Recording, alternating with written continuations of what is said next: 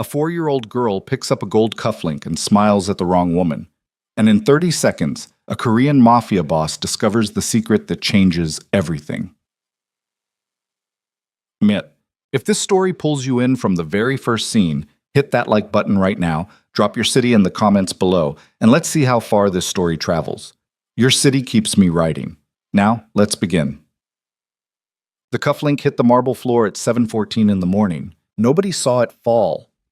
Nobody was supposed to be in that corridor at that hour. Not the staff, not the guards rotating shift in the East Wing, certainly not a 4-year-old girl in yellow socks padding silently down the hallway with a worn stuffed rabbit tucked under her left arm. But Zuri Johnson had her mother's eyes, watchful, catching everything, and when the tiny disk of gold caught the winter light bleeding through the tall windows, she stopped the way small children stop for beautiful things, without calculation, without any idea of what it meant or who it belonged to. She just crouched down on the cold marble, picked it up with 2 careful fingers, and turned it in the pale morning light. It was heavy, heavier than anything that small should be. The face of it was engraved, something angular, something serious, and it caught the gray soul winter the way expensive things always catch light, with an arrogance that doesn't need an audience. Zuri didn't know any of that. She just knew it was pretty. She closed her fist around it, stood up in her yellow socks, and went looking for her mother. She didn't find her mother. She found Yoon Seo-ah instead. Seo-ah had arrived the evening before. Her luggage, 12 pieces, all matching, all in a shade of ivory that announced money without needing to announce itself, had been carried upstairs by 3 members of the household staff while she stood in the entrance hall and looked at the estate the way a woman looks at a property she has already decided to redecorate. She was 31, beautiful in that specific, architectural way that certain Korean women carry beauty, like a structure built to last, maintained with discipline, not sentiment. Her engagement to Kang Min-jae had been announced 8 months earlier. The date had been discussed. The families had been satisfied. The future had been arranged. She had come to settle in. She came down the main staircase that morning at 7:16, dressed already, heeled shoes on marble, a phone in one hand and the clipped energy of a woman running a timetable in her head. She turned into the east corridor and nearly walked into a child. She stopped. The child looked up at her. There was a pause, 3, maybe 4 seconds, in which the whole house seemed to hold its breath. The winter light came flat through the tall windows. Somewhere in the kitchen wing, something metallic shifted on a stovetop. One of the guards at the end of the corridor stood very still. Zuri opened her fist. The gold cufflink sat in her small palm. She held it up toward the woman in front of her with a smile that had never in its 4 years of existence done anything except try to be kind. Seo-ah looked at the cufflink, then at the child, then at the rabbit under the child's arm, then back at the child's face. Round, dark-skinned, enormous brown eyes, a gap where a milk tooth had recently fallen out. Something moved behind Seo-ah's face, something that came and went too fast to name. Then she said it. "Get out of this house." Dam. The words fell through the corridor the way cold water falls, without drama, without raised volume, which somehow made it worse. A scream would have been containable. This was not a scream. It was a verdict. Zuri's smile disappeared. The cufflink dropped from her open hand. It hit the marble with a sound that was very small and very loud at the same time. A precise metallic note that rang once and then died, and the silence that followed it was enormous. The guard at the end of the corridor turned his face away. The kitchen noise stopped. Zuri looked down at the cufflink on the floor. Her lower lip moved. She pulled the stuffed rabbit tighter under her arm. That automatic gesture of a child reaching for the one thing that never changes on her. And her eyes went glassy, but she did not cry. Not yet.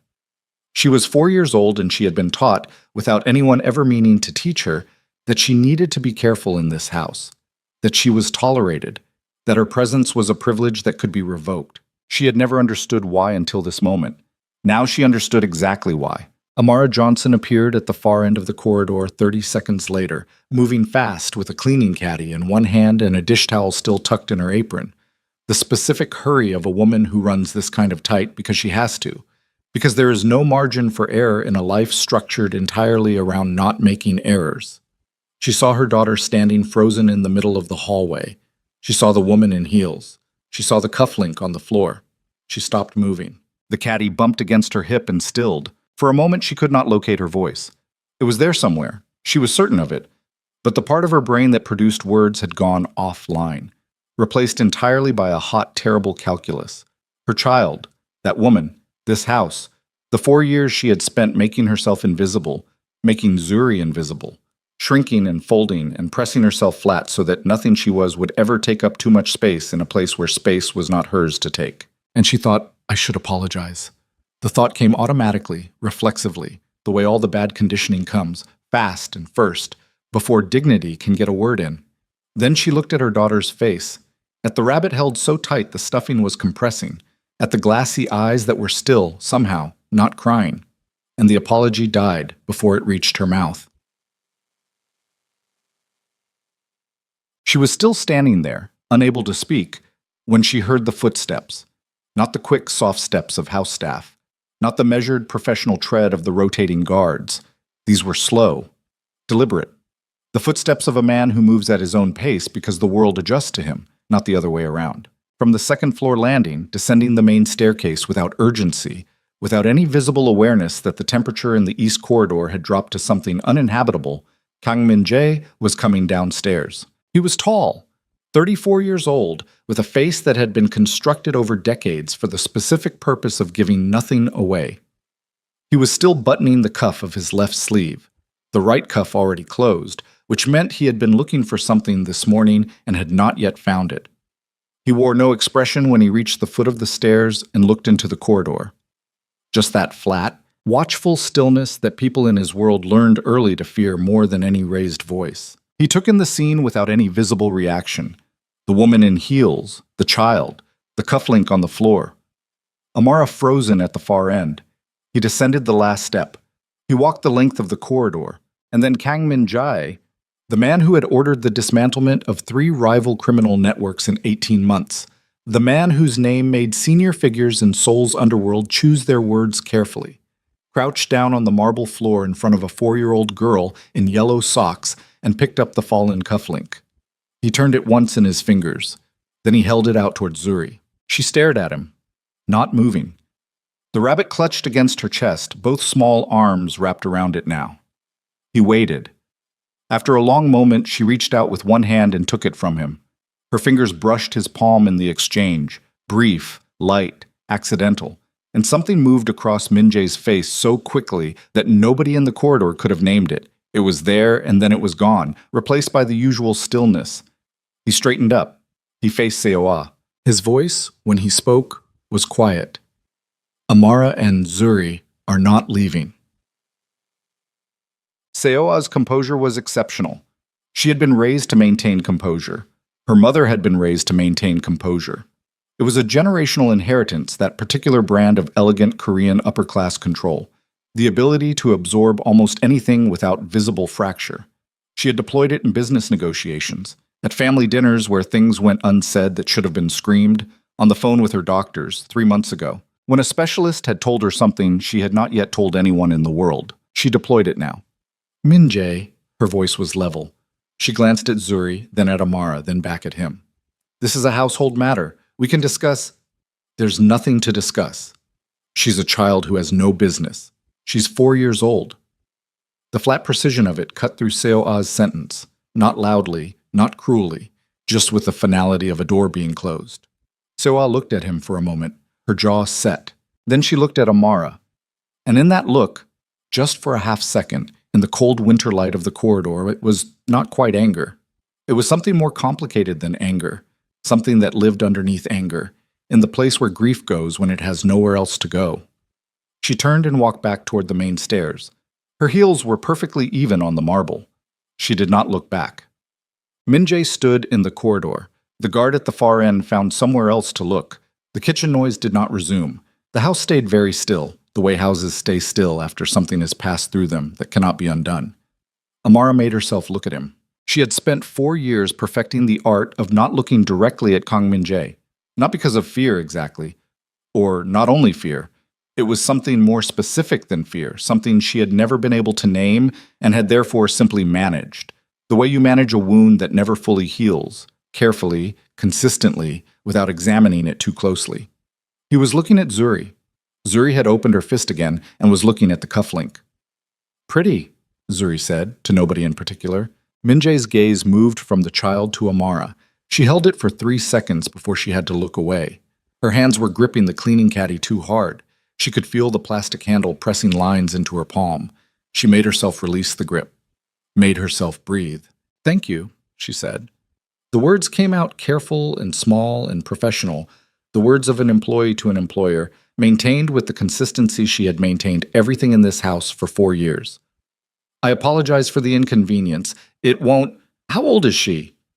The question was direct and quiet, and it landed in Amara's chest like a stone dropped into deep water. 4, she said.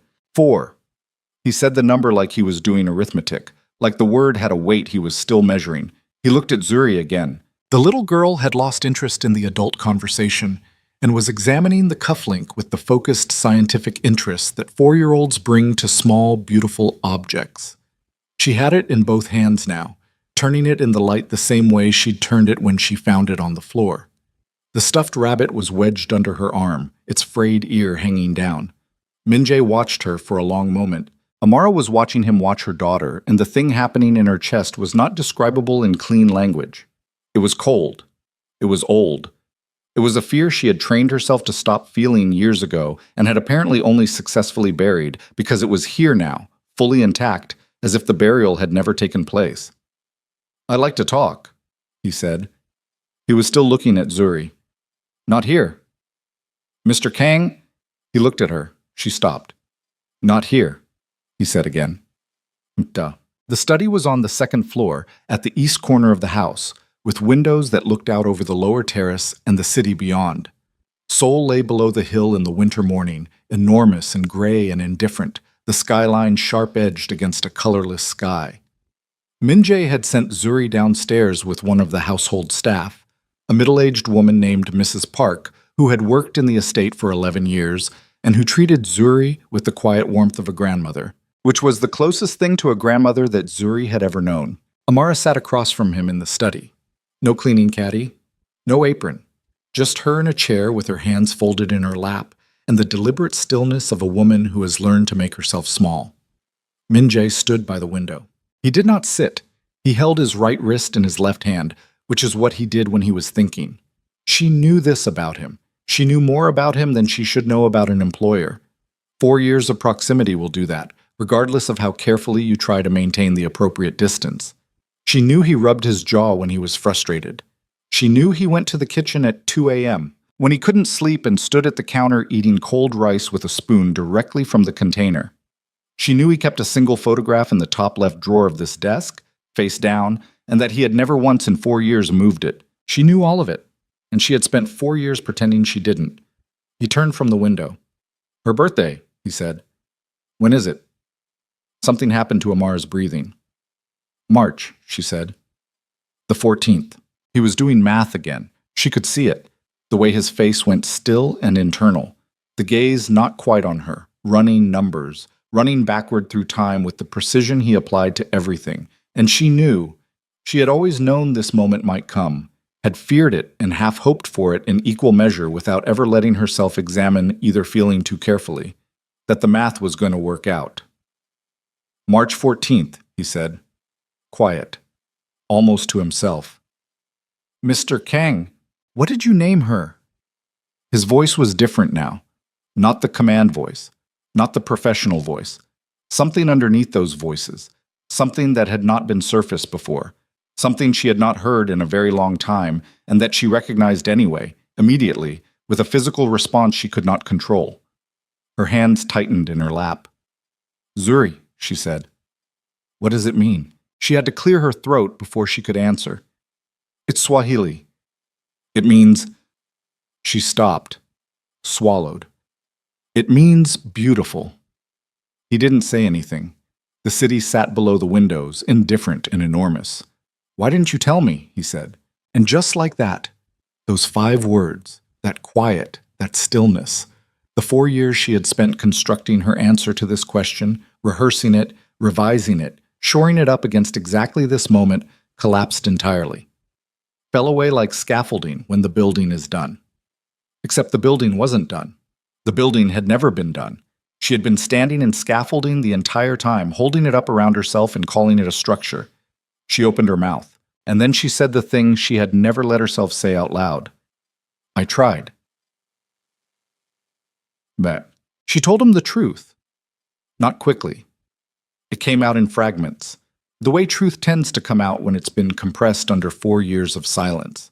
It came out with stops and reroutes, with places where her voice went flat and controlled, and she had to wait a moment before she could continue. She told him about the year they met.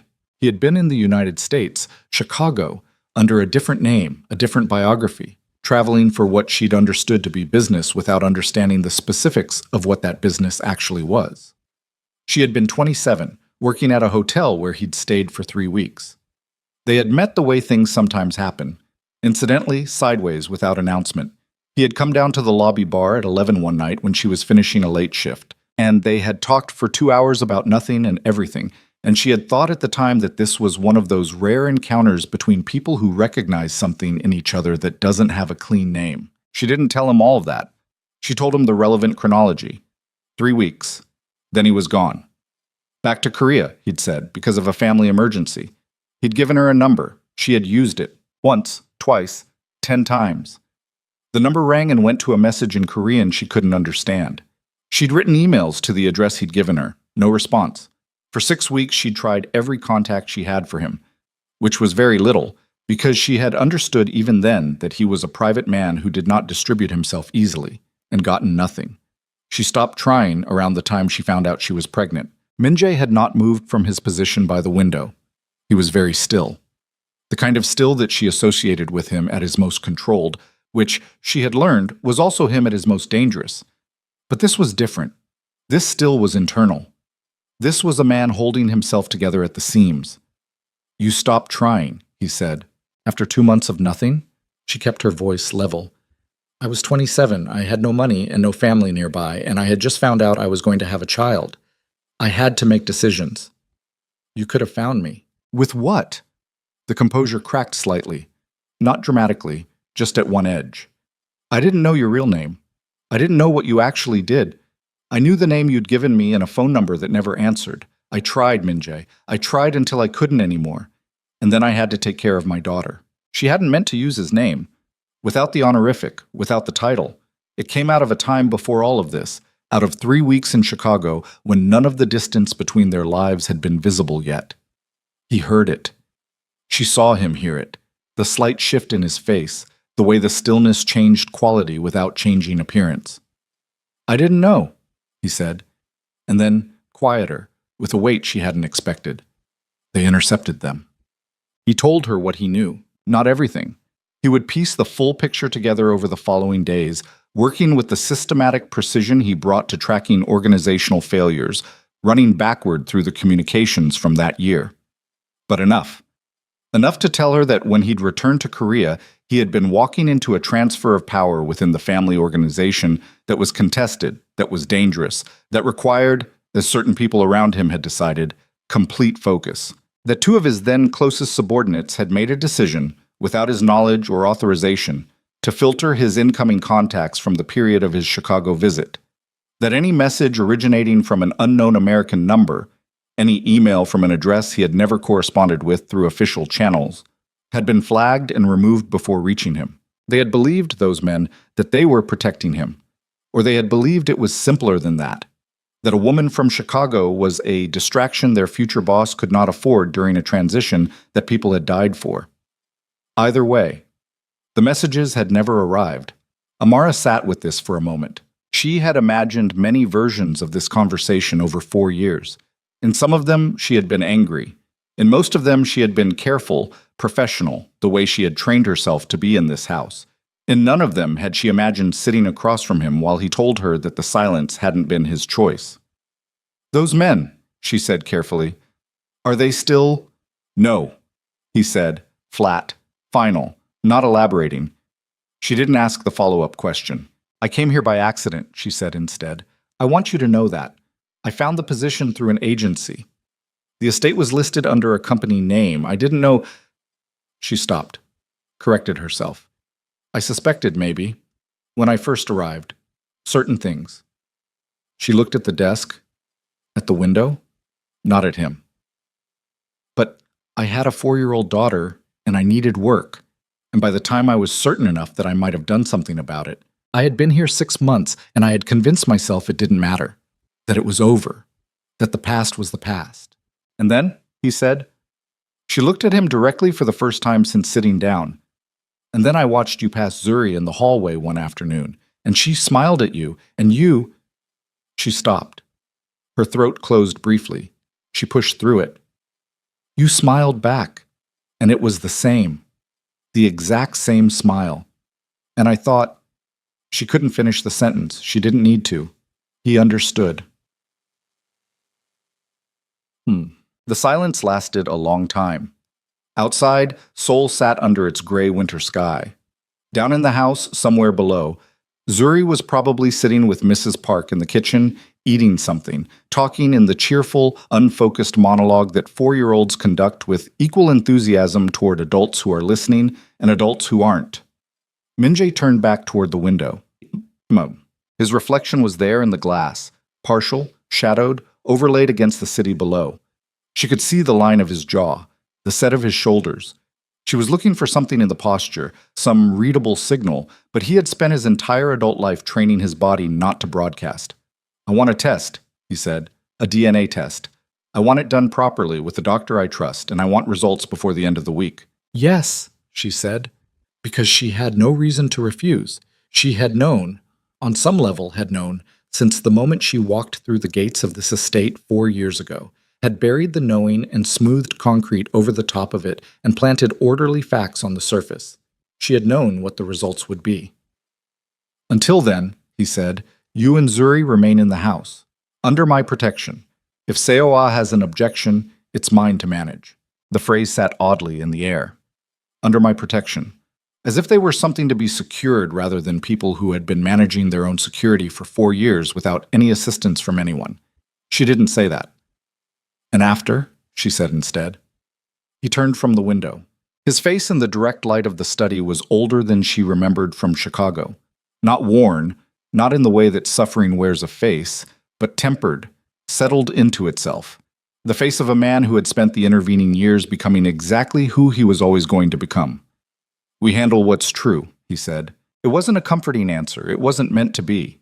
He was not a man who trafficked in false comfort, which was perhaps the thing she had recognized in him all those years ago in Chicago, in the bar at 11 o'clock at night, that he didn't perform gentleness that wasn't real. She stood up. I need to get back to Zuri, she said. He nodded once. She moved toward the door. Amara. She stopped. She didn't turn fully, just enough to show she was listening. She looks like you, he said. Around the eyes. She didn't trust her voice for a full response. She laughs like you too, she said, and then she walked out of the study and pulled the door closed behind her and stood in the corridor for just a moment with her back against the door, pressing one hand flat against the wall, breathing. Just breathing. The DNA results came back on a Thursday, 3 days later. Dr. Shin brought them in a sealed envelope and placed them on the desk in the study. Min-jae did not open them immediately. He sat with the envelope on the desk in front of him for a full minute, which was, by his standards, a very long time to hold still without acting. Then he opened it. He read the document twice. He set it back on the desk and sat for another long moment with both hands flat on the leather surface, looking at the confirmation that 99.97% probability was the closest thing science could offer to absolute certainty. He called his chief of staff. He issued 3 orders. Then he went to find his daughter. He found Zuri in the garden behind the house, despite the cold. She was wearing a coat that was slightly too large for her, borrowed from somewhere in the household supply of child-sized things that Mrs. Park had assembled over years of Zuri's presence in the house. She was crouched in the corner of the garden where the ornamental grasses had gone brown and brittle in the winter, examining something on the ground with focused attention. The stuffed rabbit was sitting propped against the garden wall, observing the proceedings. He watched her for a moment from the doorway. She was talking to herself, or to the rabbit possibly, or to whatever she'd found in the grass, narrating in the soft mix of English and Korean she'd developed over 4 years of living in this house. That small private language she'd built herself without anyone planning it for her. He stepped into the garden. She heard him and looked up, saw who it was. Did not smile exactly, something more cautious than a smile. Something that wanted to be a smile but was doing a preliminary risk assessment first.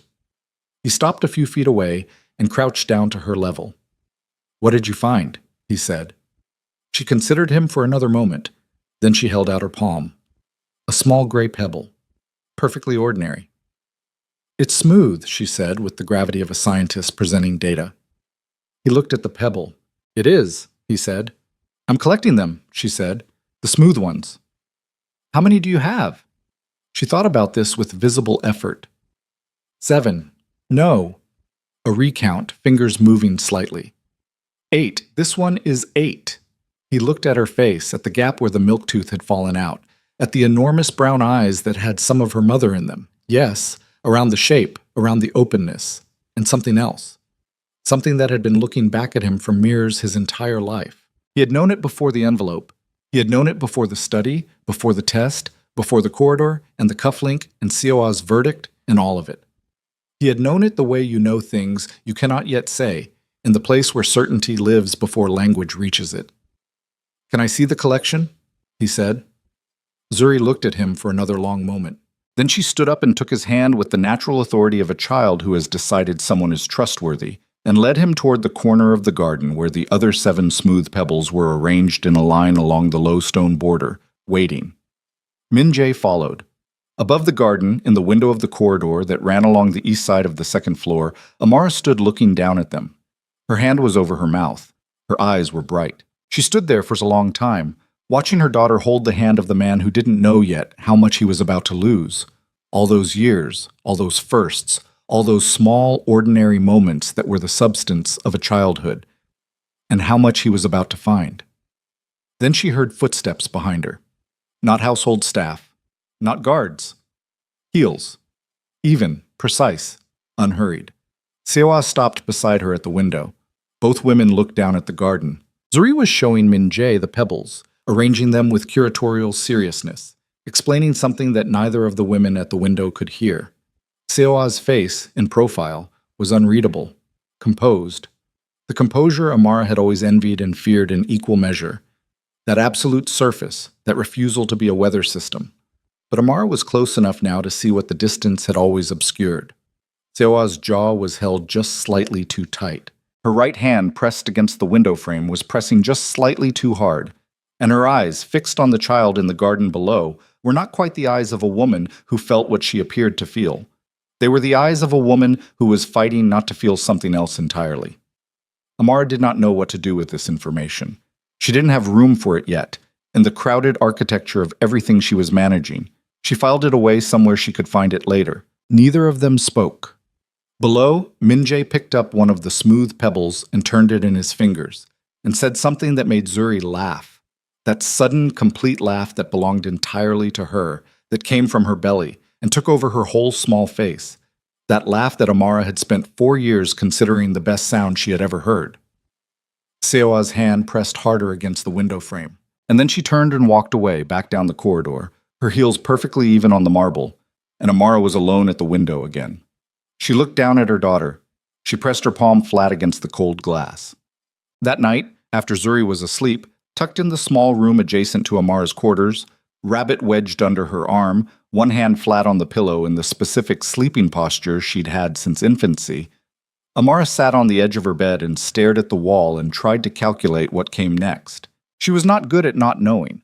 Not knowing was the condition she had most feared since the day she'd understood she was on her own. And she had spent 4 years building systems, practical, logistical, financial, to protect herself from the exposure of not knowing. She had a number in a savings account. She had a backup plan. She had, at various points over the 4 years, a list of other jobs she could go to if this one ended. All of that felt suddenly theoretical. Min-jae knew. The test confirmed it. The orders he had issued, she didn't know their specifics, but she knew the nature of them, because she had watched this man work for 4 years, and she understood the velocity at which he operated once he had made a decision. What she didn't know was what those decisions would mean for her daughter. What she didn't know was what she wanted them to mean. She lay back on the bed, still dressed, staring at the ceiling, and let herself do the thing she never let herself do, which was to not have the answer, to sit with the question, to not smooth it over or manage it or apply a practical framework to it. Her daughter had a father. The father was Kang Min-jae, the feared, untouchable, dangerously powerful Kang Min-jae, who had sat in a winter garden this afternoon and held 8 smooth pebbles in his palm, while a 4-year-old explained her collection system, and whose face had done something in that moment that she had seen from a second-floor window and that she had been trying, unsuccessfully, not to think about since. She turned on her side. Across the hall, through the wall, her daughter slept. Down the corridor, through the east wing, in his study or his bedroom, or pacing the length of that room at 2 a.m., the way he paced when the decisions were too large for sitting still, Min-jae was thinking too. She was certain of that. What she didn't know was whether, when all of it shook down and the dust settled, they would be standing in the same place. She didn't know if that was what she wanted. She wasn't sure. In the dark and the cold and the vast, complicated silence of the Kang estate on a Thursday night with snow beginning to fall outside, whether she was allowed to want it. The snow came down past her window, silent and indifferent and very white in the dark. She was still awake at midnight when she heard his footsteps in the kitchen below, the familiar 2 a.m. restlessness arriving early, and she lay still and listened without meaning to, without deciding to, as the sounds traveled through the house, cabinet, spoon, container of cold rice, the particular quiet of a man eating alone in the kitchen of a house that was not yet, by anyone's definition, a home.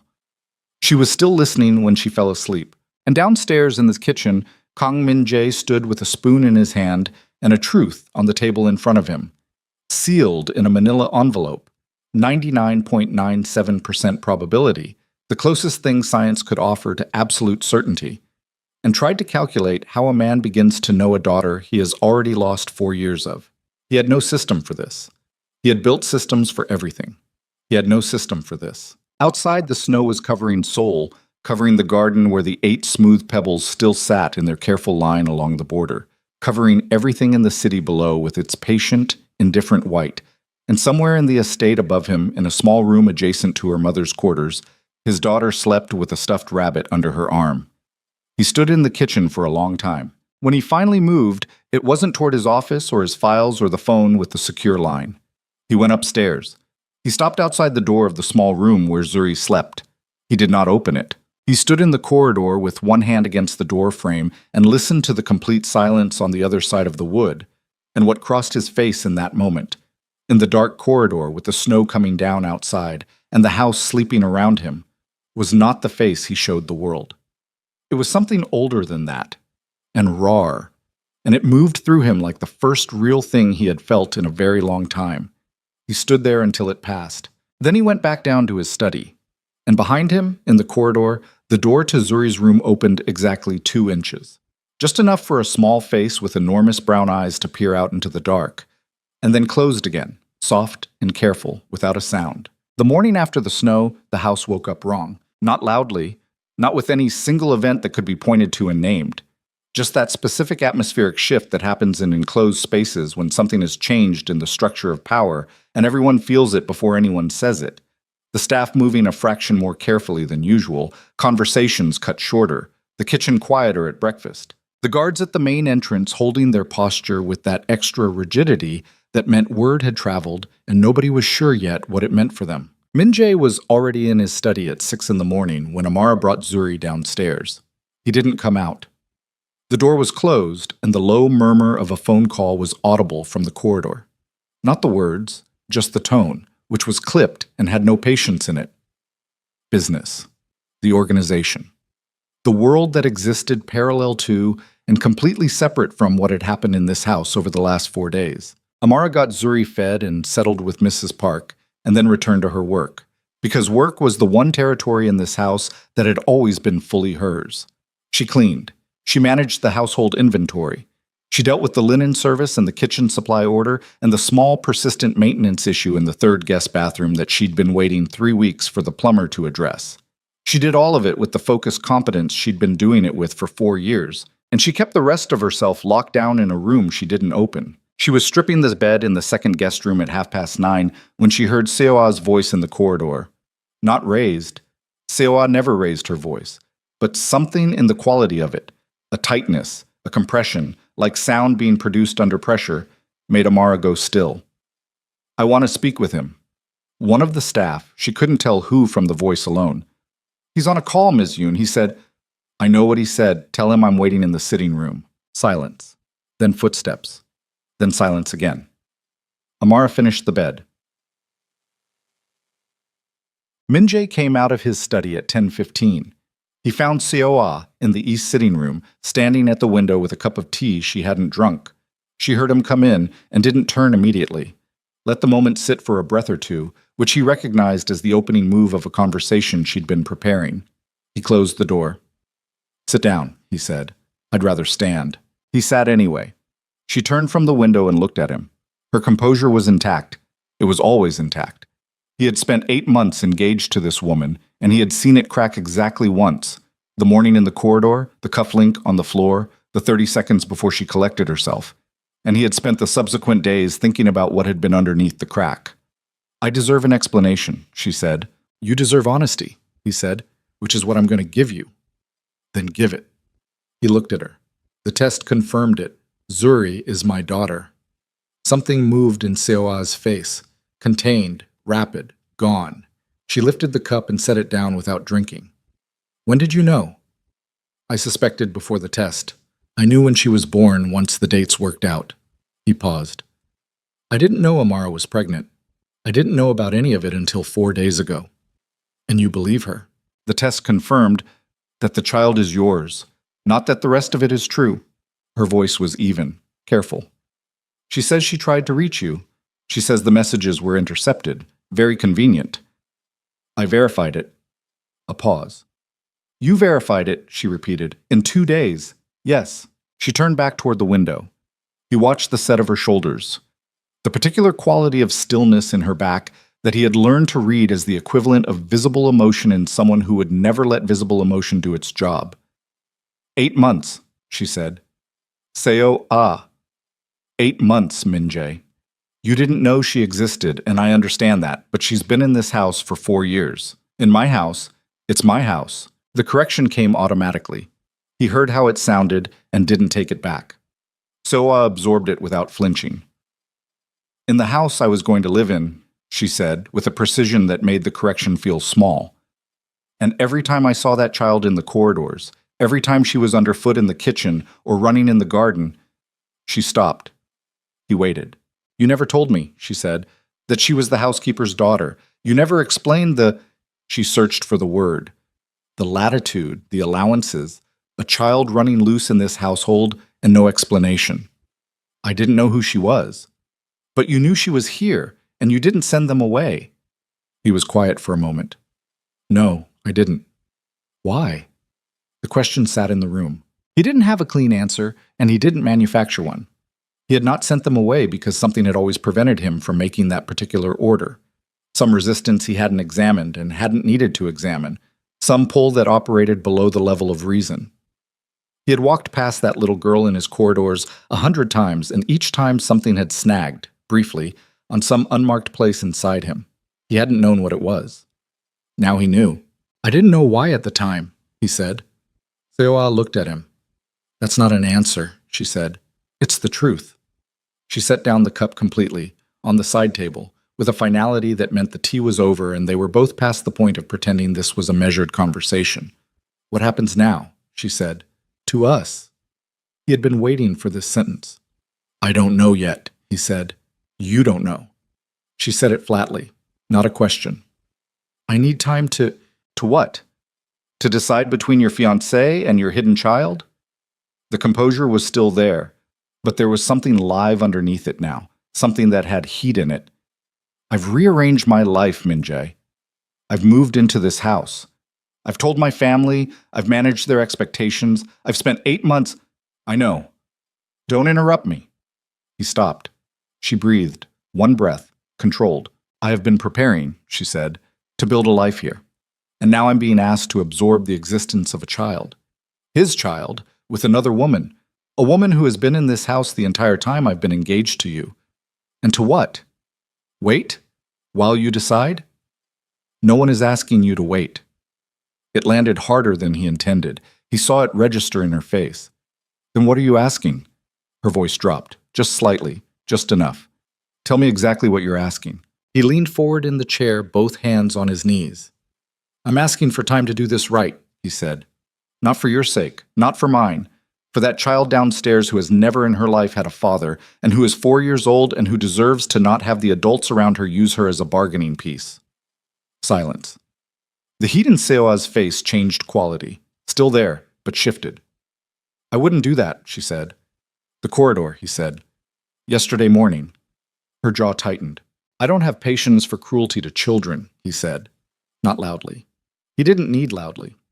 "Whatever is happening between you and me, whatever you're feeling, whatever this does to our arrangement, she is 4 years old. She is mine. And anyone in this house who treats her as an inconvenience—" "I understand," Seoa said. "Do you?" The question was direct and without decoration. She looked at him for a long moment. Something in her face that he couldn't fully read. Layers of it, compressed together, the way sediment compresses. Then she picked up her phone from the side table and held it in both hands and said quietly, "Yes, but." The plumber came at noon.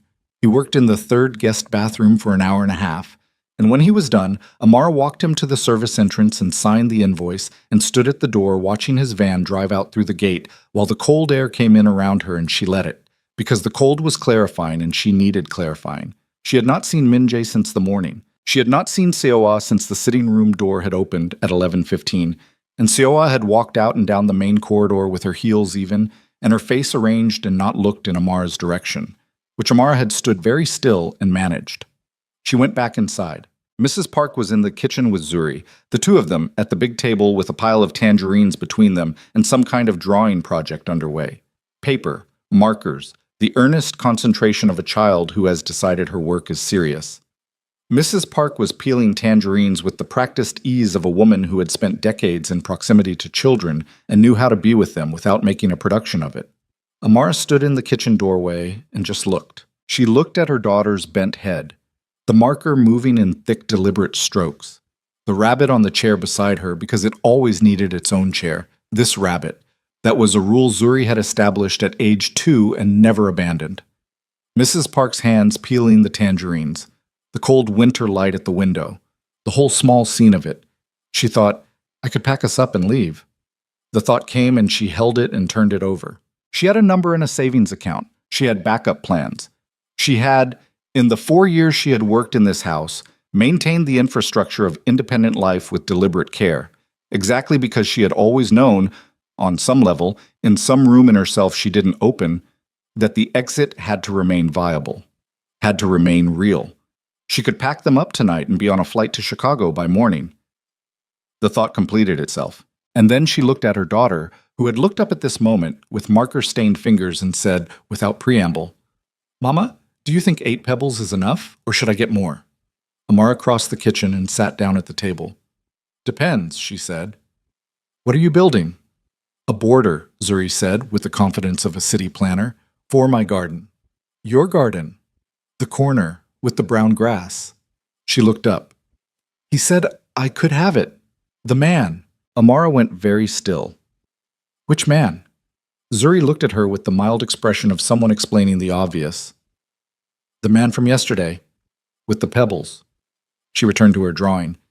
"He said I could have that corner for my garden when it's warm again. He said we could plant things." Mrs. Park was looking at her tangerine.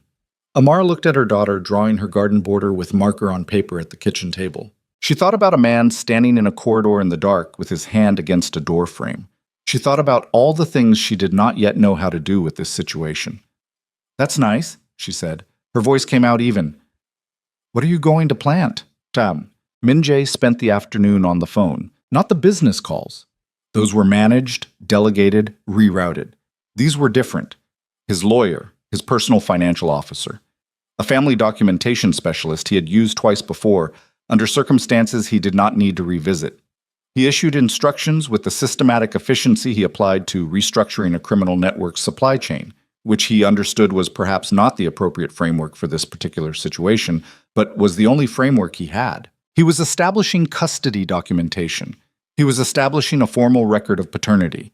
He was, in effect, building a paper structure around a fact that had existed for 4 years without one. At 3 in the afternoon, he stopped. He stood at his study window and looked at the garden below. The 8 pebbles were still there on the stone border, slightly displaced by the snow that had fallen and partially melted. 8 small gray shapes, ordinary and smooth and arranged with a 4-year-old's precise sense of order. He had sat with her yesterday and held them. He had sat with her and held them and listened to her explain her criteria. Must be smooth, must be gray or close to gray, must be the right size, which appeared to mean small enough to fit in a 4-year-old's palm with room to spare. He had listened to all of this with the focused attention he gave to the briefings his lieutenants brought him, and he had thought, 4 years. There are 4 years of this that I don't have. 4 years of criteria and systems and small authorities she's built for herself. An entire world assembled without him in it. He pressed one hand against the cold glass. He did not allow himself to remain in the feeling. It was a luxury, and he knew it. This grief, this specific species of loss. And he had never been a man who could afford luxury in his emotional life. He processed it, and he filed it, and he moved. He went downstairs. He found Amara in the east corridor, rehanging a painting that had been taken down for cleaning. She had her back to him, standing on the lower rung of a short stepladder, and he stood in the corridor entrance for a moment before she heard him and turned. She looked at him the way she'd been looking at him for 4 years, cautious, controlled, the professional default. And then something crossed her face that was newer than that, a wariness that was more specific, that knew too much now for the professional default to fully cover it. She stepped down from the ladder. I want to talk about what you need, he said. She blinked. What I need? Practically, the child, He stopped, corrected himself. Zuri, what does she need that she doesn't have? Amara looked at him for a moment. Something shifted in her expression. The wariness still there, but underneath it, something that might have been, in different circumstances, close to humor. Not warm humor. The kind that comes from exhaustion. Are you asking me to give you a list? She said. Yes. You want me to list my daughter's needs? I'm trying to. I know what you're trying to do. She said it without sharpness, which was almost more pointed than sharp.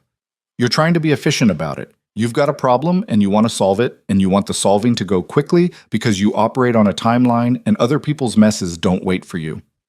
He held her gaze. Is that wrong? No, she said, honestly.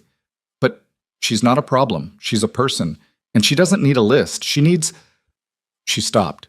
She needs consistency. She needs to know the ground under her isn't going to shift.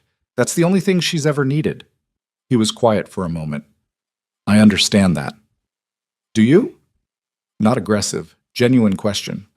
My ground shifted when I was 8, he said. So yes, she hadn't expected that. He could see it. The slight adjustment in her expression. The recalibration. Then you know? She said quietly. I know. They stood in the corridor with the half-rehung painting between them and 4 years of unmade decisions pressing on the air, and neither of them moved for a moment, and the house was very quiet around them. Then Min-jae said, She told me she's planning a garden in the spring. Something shifted in Amara's face. The exhaustion was still there, the caution, the years of it.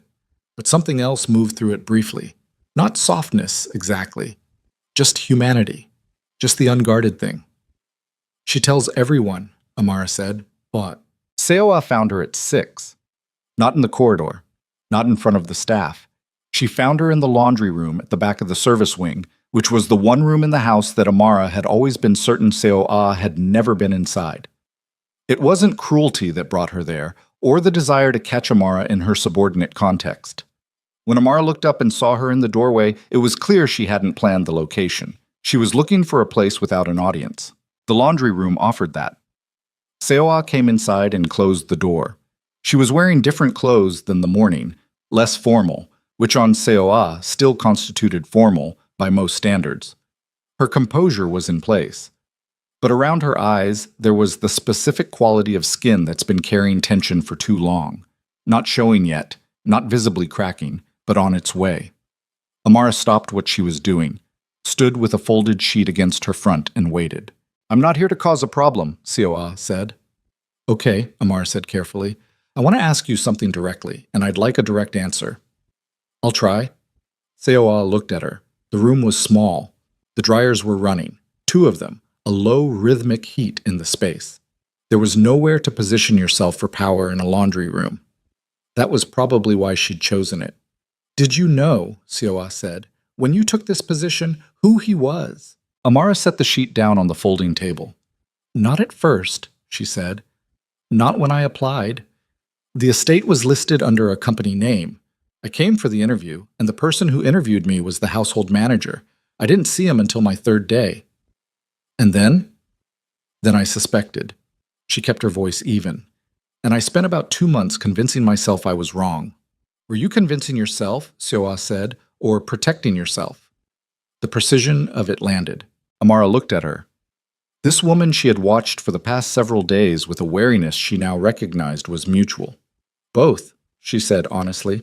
Sioa held her gaze for a long moment. He's going to do right by her, Sioa said. Not a question. A statement. And underneath it the texture of something that had already been decided. That Sioa had already accepted in some room inside herself. That's what he does. When he decides something is right, he does it. Thoroughly. Without... She stopped. He doesn't do things by half. I know, Amara said quietly. I know you know. Something in Sioa's voice that hadn't been there before. Not warm, not quite, but not the cold architecture either. You've watched him for 4 years. You know him in ways I don't. She paused. That's not an accusation. I know. They stood in the heat of the laundry room for a moment. I was told 3 months ago, Sioa said, that having children may not be possible for me. She said it the way someone says a thing they have said 0 times before, with the particular acoustic quality of words that have only existed as interior sound until now. Flat. Controlled. But raw underneath the control, the way a bone is raw under skin. I haven't told Minjae. I haven't told anyone. Amara said nothing. She understood that the wrong response would close the door immediately and permanently. She stood still and let it sit. Every time I saw your daughter, Sioa said, She didn't finish the sentence. Her jaw did the thing it did. Held. You didn't need to be cruel to her, Amara said. She kept her voice quiet. Not accusatory, just true. No, Sioa said. I didn't. Silence. The dryers ran. What happens between you and Minjae, Amara said carefully, is not something I can speak to. That's not my business, and I've never made it my business. But, Sioa said, but Zuri needs to be safe in this house. Whoever is in it, whatever happens between all the adults. She is 4 years old, and she needs to be safe and treated with dignity. Her voice stayed even. The shake was there, underneath, but contained. That's the only thing I'm asking. Sioa looked at her for a long moment. Then she nodded once. It was not a warm nod. It was not a beginning of friendship nod. It was the nod of a woman who had said a true thing in a laundry room and was not yet sure what to do with the rest of it, but had made one commitment and would keep it. She turned and left. The door closed. Amara stood in the heat with her hands on the folding table and breathed. It was 8 p.m. when everything collapsed. Zuri was already in bed. Amara was in the kitchen finishing the dinner cleanup when she heard the raised voices from the direction of the main corridor. Not from a room with a closed door, but out in the open house, which meant it had moved past the point of managed privacy. She set down the dish towel. When she reached the corridor, Minjae was standing at the foot of the main staircase with a phone in one hand, and 3 feet from him stood a man she had never seen before. Late 50s, heavy-shouldered, in an overcoat that had come in from the cold and not yet been offered a place to sit. He had the specific bearing of a man accustomed to rooms rearranging around his arrival. Behind him, 2 men she recognized as external. Not household staff, not the estate guards. Different. The type she had learned in 4 years of this household to categorize without naming. Minjae's face was a wall. The older man was speaking in Korean, rapid and low, and she caught perhaps a quarter of it, enough to understand the register, which was not a request. It was a reminder. The word that kept recurring was one she knew, obligation, family. And one other word repeated twice that she had heard before in this house and had learned to treat as a signal to make herself scarce. She turned to go. Minjae said her name, not Ms. Johnson, not Amara, with the careful distance of the past few days, just her name, short and direct, the way he'd said it in Chicago, which she recognized immediately and which stopped her mid-step. Stay, he said. She turned back. The older man looked at her. The look was thorough and brief and did not require words. She had received looks like that before. Assessments, categorizations, the specific gaze of men who process other people as variables. She held it without moving. Minjae spoke to the man in Korean for a long moment. She didn't catch all of it, but she caught enough. She caught the sentence that contained Zuri's name. She caught the one that contained the word for daughter. She caught the one delivered with a quiet that was colder than any volume, that meant, in its essential meaning, this is not open for discussion. The older man looked at her again. Then he spoke one sentence that she caught entirely because it was delivered in careful, deliberate Korean designed to be understood. He said, "The Kong family does not acknowledge mixed blood heirs." The corridor was very still. Minjae did not move for 3 full seconds.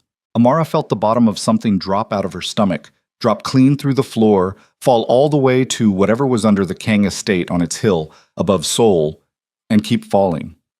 She had known. She had always known, in that room she didn't open, that this particular wall existed. Had not let herself think about it directly. Had smoothed concrete over it the same way she'd smoothed concrete over everything she couldn't afford to examine. 4 years of concrete. And now she was standing in a corridor at 8 in the evening with the wall right in front of her face and no concrete left. Minjae turned to her. His face, in this moment, was doing something she had never seen it do in 4 years. Not the professional wall, not the 2 a.m. kitchen face, private and unguarded. Something else. Something that was very close, in its quality, to what she had seen from the second-floor window when he was in the garden with the pebbles. But harder. Older. The face of a man who had just understood the full weight of the choice that was in front of him. He looked at her. She looked at him. And in that look was the full architecture of everything that had not been said. Chicago, the years, the silence, the test, the pebbles, the garden, the cold rice at 2 a.m., all of it, compressed into the 10 feet of corridor between them. He turned back to the older man. When he spoke, his voice was very quiet. She understood every word.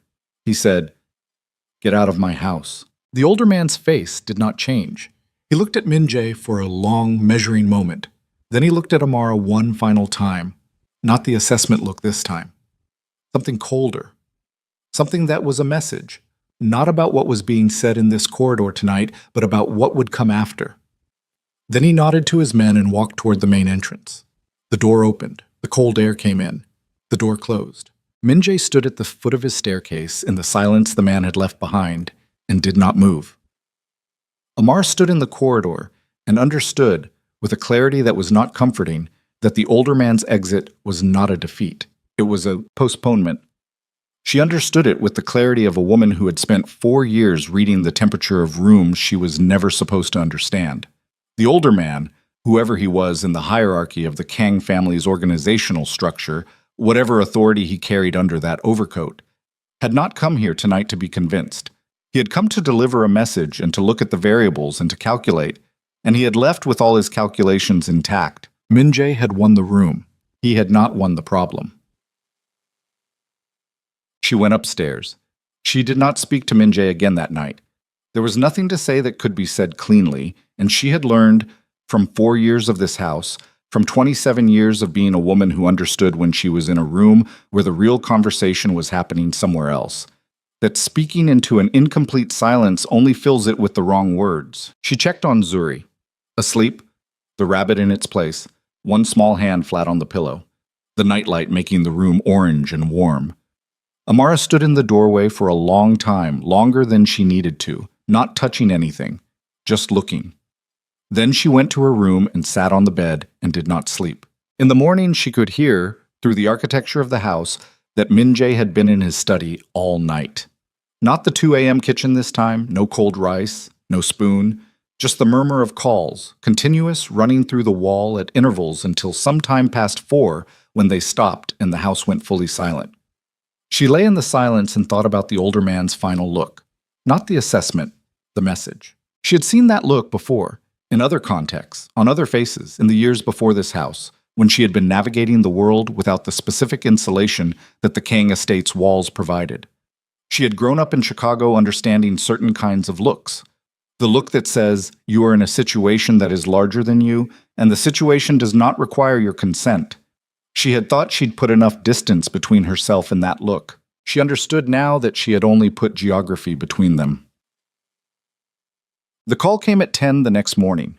She was in the third-floor linen storage when her phone rang. A number she didn't recognize, Korean area code, which alone was enough to make the back of her neck tighten. She answered it because not answering unknown numbers in this household was not an option she had ever permitted herself. Information, in this world, flowed toward the people willing to receive it. The voice on the other end was female, older, Korean with a precision that was almost formal, the deliberate diction of someone who had learned to speak as if words were instruments. "Ms. Johnson," the voice said, "my name is not important. What I have to tell you is." Amara's hand tightened on the phone. "I'm listening," she said. "The man who came to the estate last night is Kang Byung-soo, Min Jae's uncle. He is not simply a family member. He is the current chair of the Kang Family Council, the governing body that ratifies leadership decisions within the organization. Min Jae's authority as boss is real, but it operates within a framework that the council maintains. He can overrule individuals. He cannot overrule the council unanimously." The linen storage was very quiet. Outside, somewhere below, she could hear Zuri's voice in the garden. Mrs. Park had taken her out in the weak winter sun, the small sounds of a child being alive and ordinary in the world. "Why are you telling me this?" Amara said. "Because you need to understand the structure before you can understand what's happening in Siramit." Min Jae issued 3 documentation orders 2 days ago: paternity, custody framework, estate acknowledgement. Byung-soo knows about all 3. He came last night to deliver the council's position before the documentation was finalized.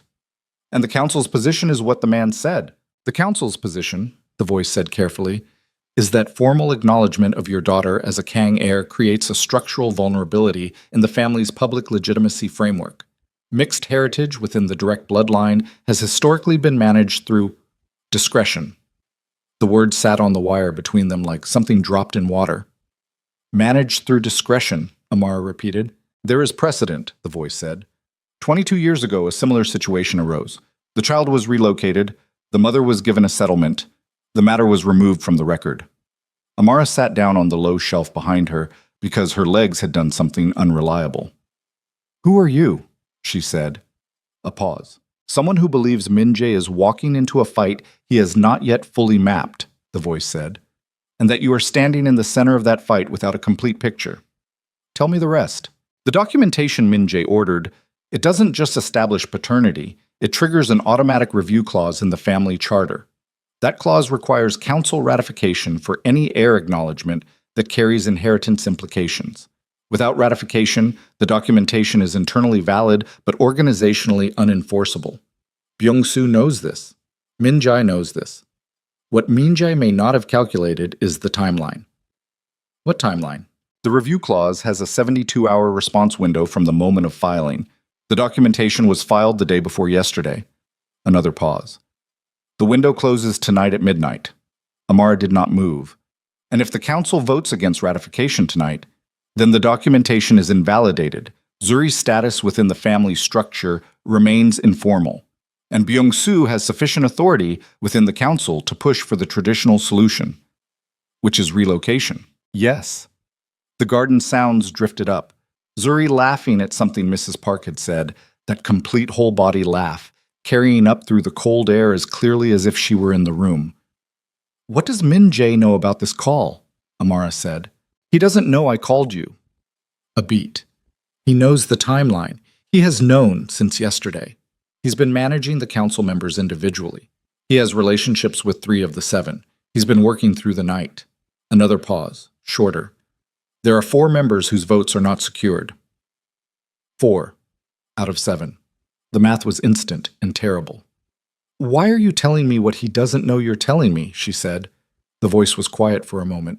"Because the precedent I mentioned," it said, "the child 22 years ago. I was the woman who accepted the settlement." Another silence, very different in quality from the previous ones. "I have spent 22 years with a different picture than the one on my wall." The call ended. Oh, she sat in the linen storage for 4 minutes. She counted them. She needed them to be finite, To have a number she could move past when they were done. 4 minutes in which she allowed herself to feel the full weight of what the woman on the phone had handed her. The structure, the timeline, the counsel, the precedent, the word relocation, and to feel it completely, without the management of it, without the concrete, without smoothing. Then she stood up. She went downstairs. She did not go to Min Jae's study.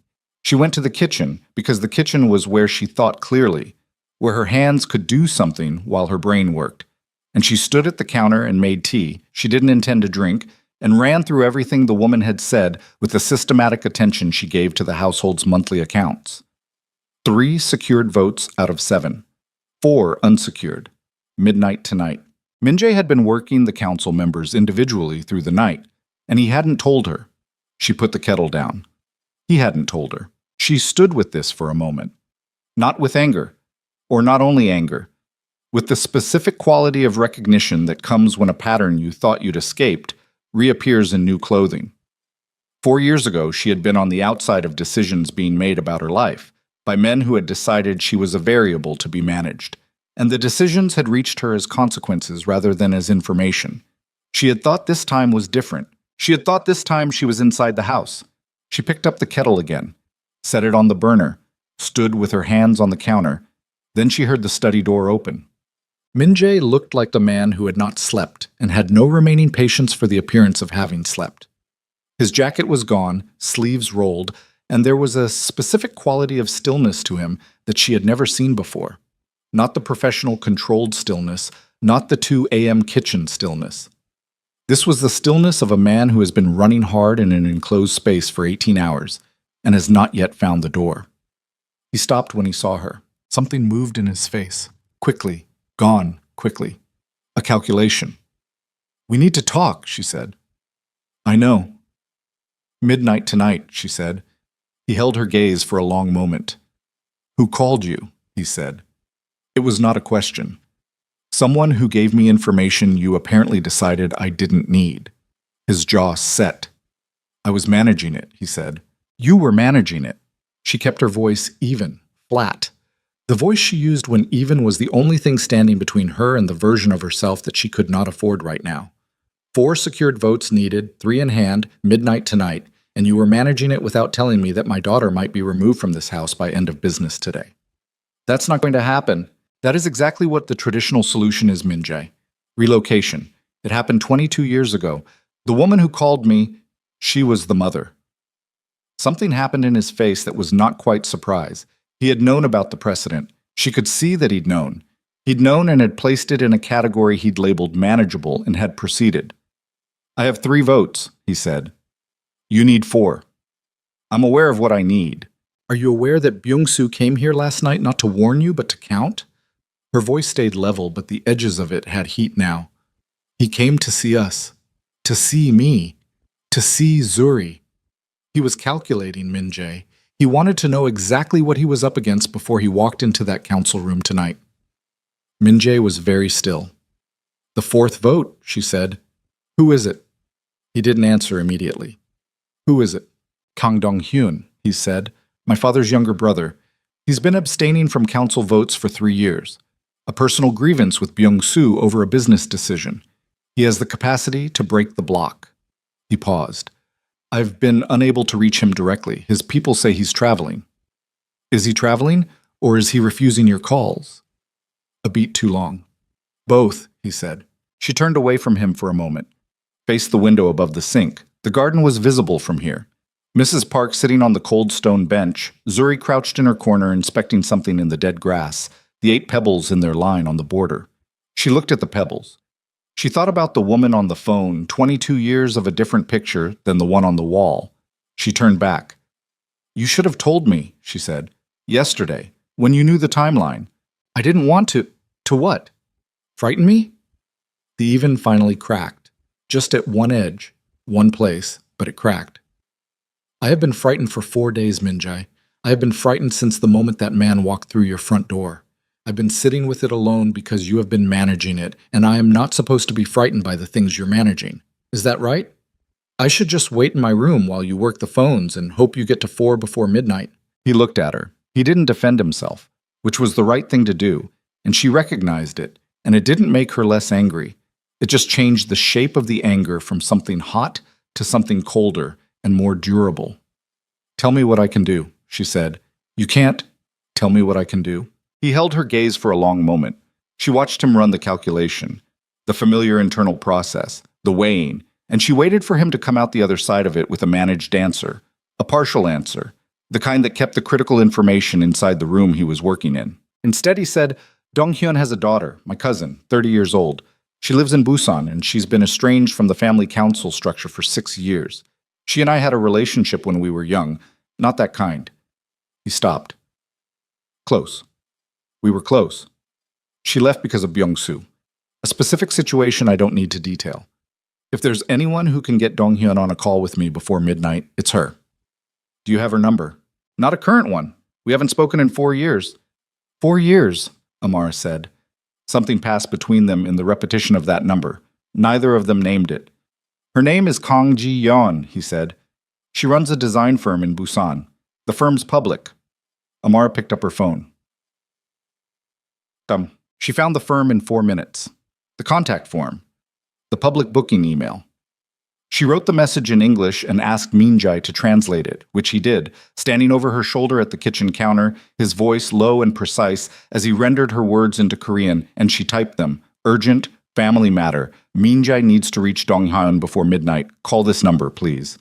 She hit send, then they waited. Min-jae stood at the kitchen window. She moved around the space, doing the small tasks she always did because motion was the thing she had. The one tool that never failed her. Wiping the counter, organizing the spice shelf that didn't need organizing, finding 3 things to put in their correct places. She was aware of him tracking her peripherally without appearing to track her. She was aware of him, as she was always aware of him when he was in the same room, with the specific full-body awareness she had managed for 4 years and was no longer attempting to manage. At 11:15 in the morning, her phone rang. She answered it and handed it to him without speaking. He took it and walked into the corridor. She stood in the kitchen and listened to the cadence of the call without the words, Korean, rapid, low, with a quality she hadn't heard from him before. Something that was not professional and not organizational. Something that was almost young. The voice of a man talking to someone who knew him before he became what he was. She listened to the shape of it and looked out at Zuri in the garden and waited. He came back 12 minutes later. "She'll try," he said. "Try." Dong-hyun doesn't take calls from numbers he doesn't recognize. She has to get to him in person. She's 3 hours from where she thinks he is. He looked at the clock on the kitchen wall. "We have until midnight." 9 hours. 3 hours for Ji-yeon to reach Dong-hyun. Whatever time it took to convince him to make a call. Whatever time it took for Min-jae to close the argument, the margin was there. Barely. The kind of barely that only existed mathematically. Min-jae looked at her. "I need you to understand something," he said. "I'm listening. If Dong-hyun doesn't vote with us tonight, if the council invalidates the documentation, it doesn't end there. I still have options, legal options, outside the family structure, public documentation that the council can't touch." He held her gaze. "It takes longer. It's more complicated. But there is no version of this where I allow what happened 22 years ago." She looked at him. "You know what that commitment cost you," she said. "Not a question. A test." "I know exactly what it costs," he said. "I'm telling you anyway." She nodded once. Slow. She believed him. She wasn't certain that was comfort. At 2 in the afternoon, Seoa came downstairs with a bag. Not luggage, not the 12 matching pieces. A single overnight bag carried herself without staff assistance, which told Amara everything about the intent before Seoa said a word. She found Amara in the corridor near the east sitting room and stopped. "I'm going to stay with a friend tonight," she said. "I'll be back tomorrow." "Okay," Amara said. Seoa looked at her, then doing something that appeared to cost her a specific expenditure of energy. "Is there news?" "Min-jae's working on it." A nod. Then, almost below audibility, "I hope it works." She walked toward the main entrance. Amara stood in the corridor and watched her go and thought about the laundry room. The flat, terrible honesty of it, the word relocation delivered in a voice built for composure, the 22 years someone else had spent with a different picture. She thought about this fact that Seo Ah, who had every reason to want this complicated and unresolvable, had just said she hoped it worked. She filed this also. Jiyeon called back at 6:47 in the evening. Amara was with Zuri doing bath time. The specific chaos of a 4-year-old who had opinions about every stage of the process, who narrated her own bathing as if providing live commentary, who regarded shampoo as a negotiation rather than a procedure. Amara was kneeling on the bathroom tile, sleeves pushed up, her hair damp at the temples, fully occupied, when she heard Min-jae's footsteps change quality in the corridor outside. Fast. Purposeful. The footsteps of a man moving towards something. She got Zuri out of the tub and into her towel and her pajamas and her rabbit and settled with a picture book in her room, and then she went into the corridor. Min-jae was coming from his study. His face was... She didn't have a word for it immediately. It was the face of a man who had received information that had shifted the ground under him, and who was still standing, but differently than before. Jiyeon reached him, he said. He agreed to call. She exhaled. And? He's not voting for ratification.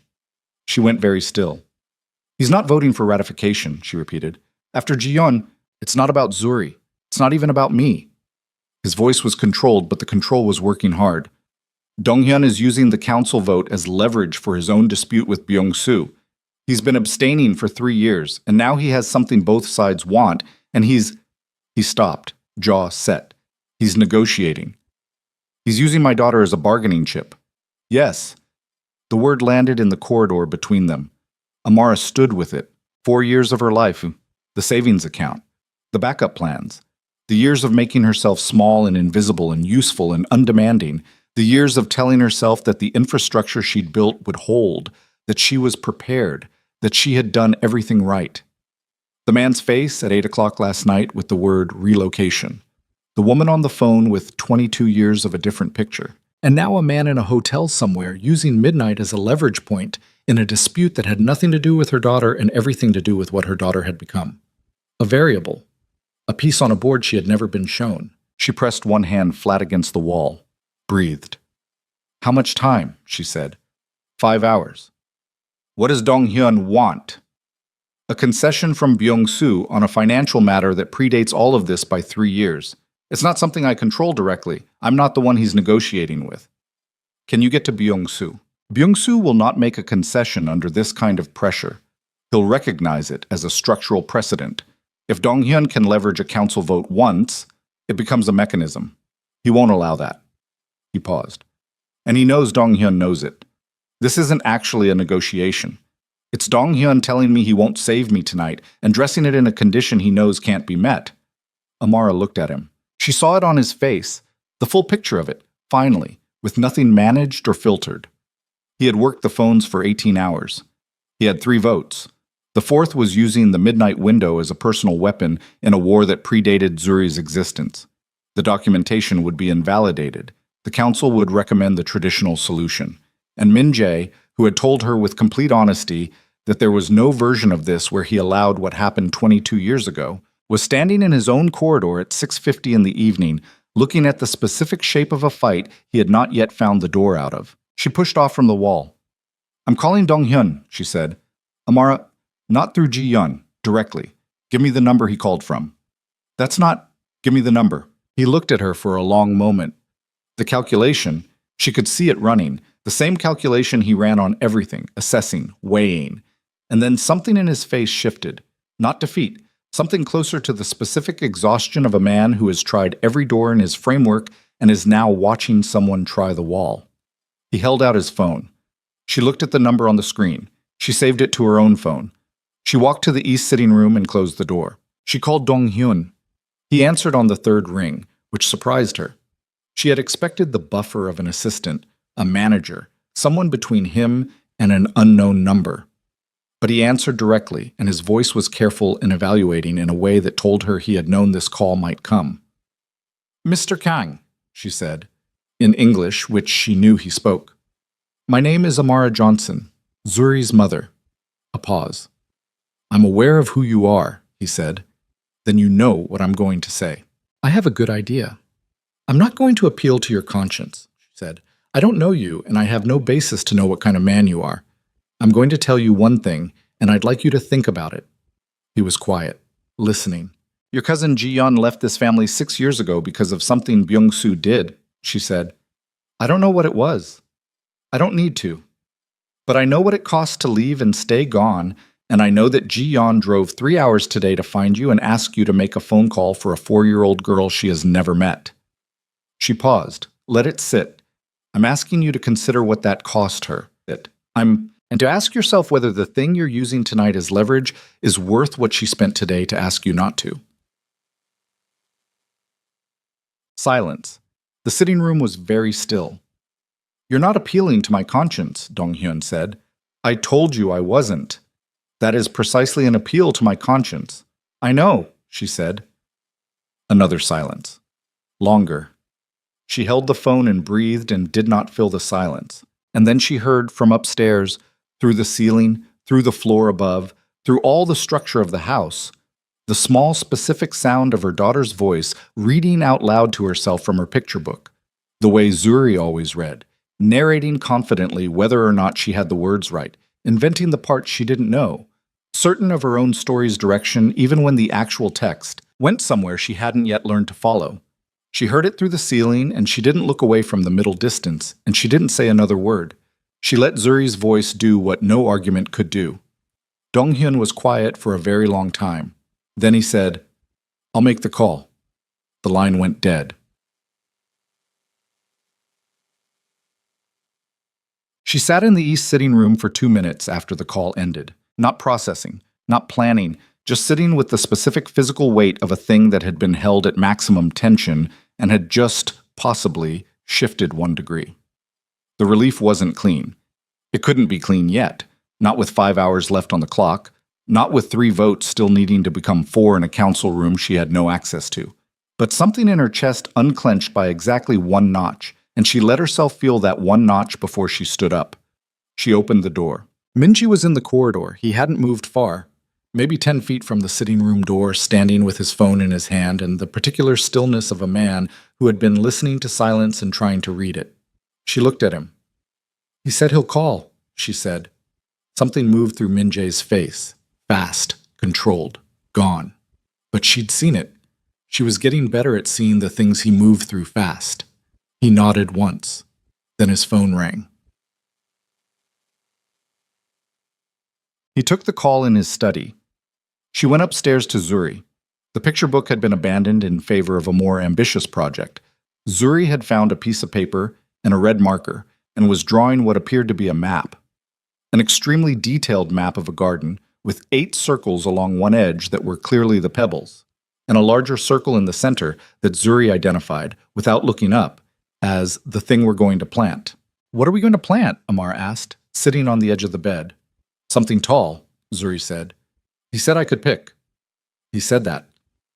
In the garden, yesterday. She added another pebble to the border, tongue between her teeth with concentration. I want something that gets tall, so I can see it from the window. Amara sat on the edge of her daughter's bed in the orange nightlight and watched her draw her garden. She thought, whatever happens in the next 5 hours, this is what I'm holding on to. This map, this red marker, this specific child who has already decided what she's planting and is drawing the map before the ground is even ready. She thought, she gets that from me. She thought, she gets the certainty from him. She sat with her daughter until Zuri's eyes started losing the battle with sleep, the marker going slower, the lines getting less deliberate. She tucked her in and took the marker and set it on the desk and turned off the lamp, leaving only the nightlight. She stood in the doorway. Mama, Zuri said, mostly asleep. Yeah. Will the man be here in the spring? Amara held the doorframe. I don't know yet, baby. I want him to be here, Zuri said, for the planting. She closed the door. She stood in the dark corridor and pressed her back against the wall and tilted her head up and breathed through the thing that was happening in her chest. Not crying. She didn't have room for crying, but the pressure of it, the full accumulated pressure of 4 days and 4 years, and the map on the desk, and the 8 pebbles, and the spring that hadn't happened yet, and the man downstairs on the phone trying to hold a world together with 3 votes and a timeline. She breathed. Then she went downstairs. Minji came out of his study at 9:47. She was in the kitchen, not doing anything useful, just there, in the kitchen, because it was where she could be without the house feeling like it was pressing on her from all sides. She had made actual tea this time, had drunk half of it. The rest was cold in the cup.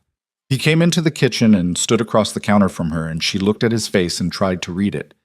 Dong-hyun called the council chair at 8:30, he said. Byung-soo, his deputy. He has a deputy chair who manages procedural matters. Dong-hyun invoked his voting right and registered his position. He paused. One beat. He's voting for ratification.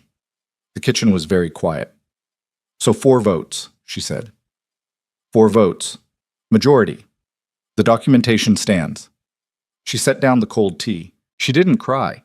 She had thought maybe she would cry when the number reached 4, but what she actually felt was something more like the specific physical sensation of a structure that has been under load for a very long time being allowed to bear its own weight again.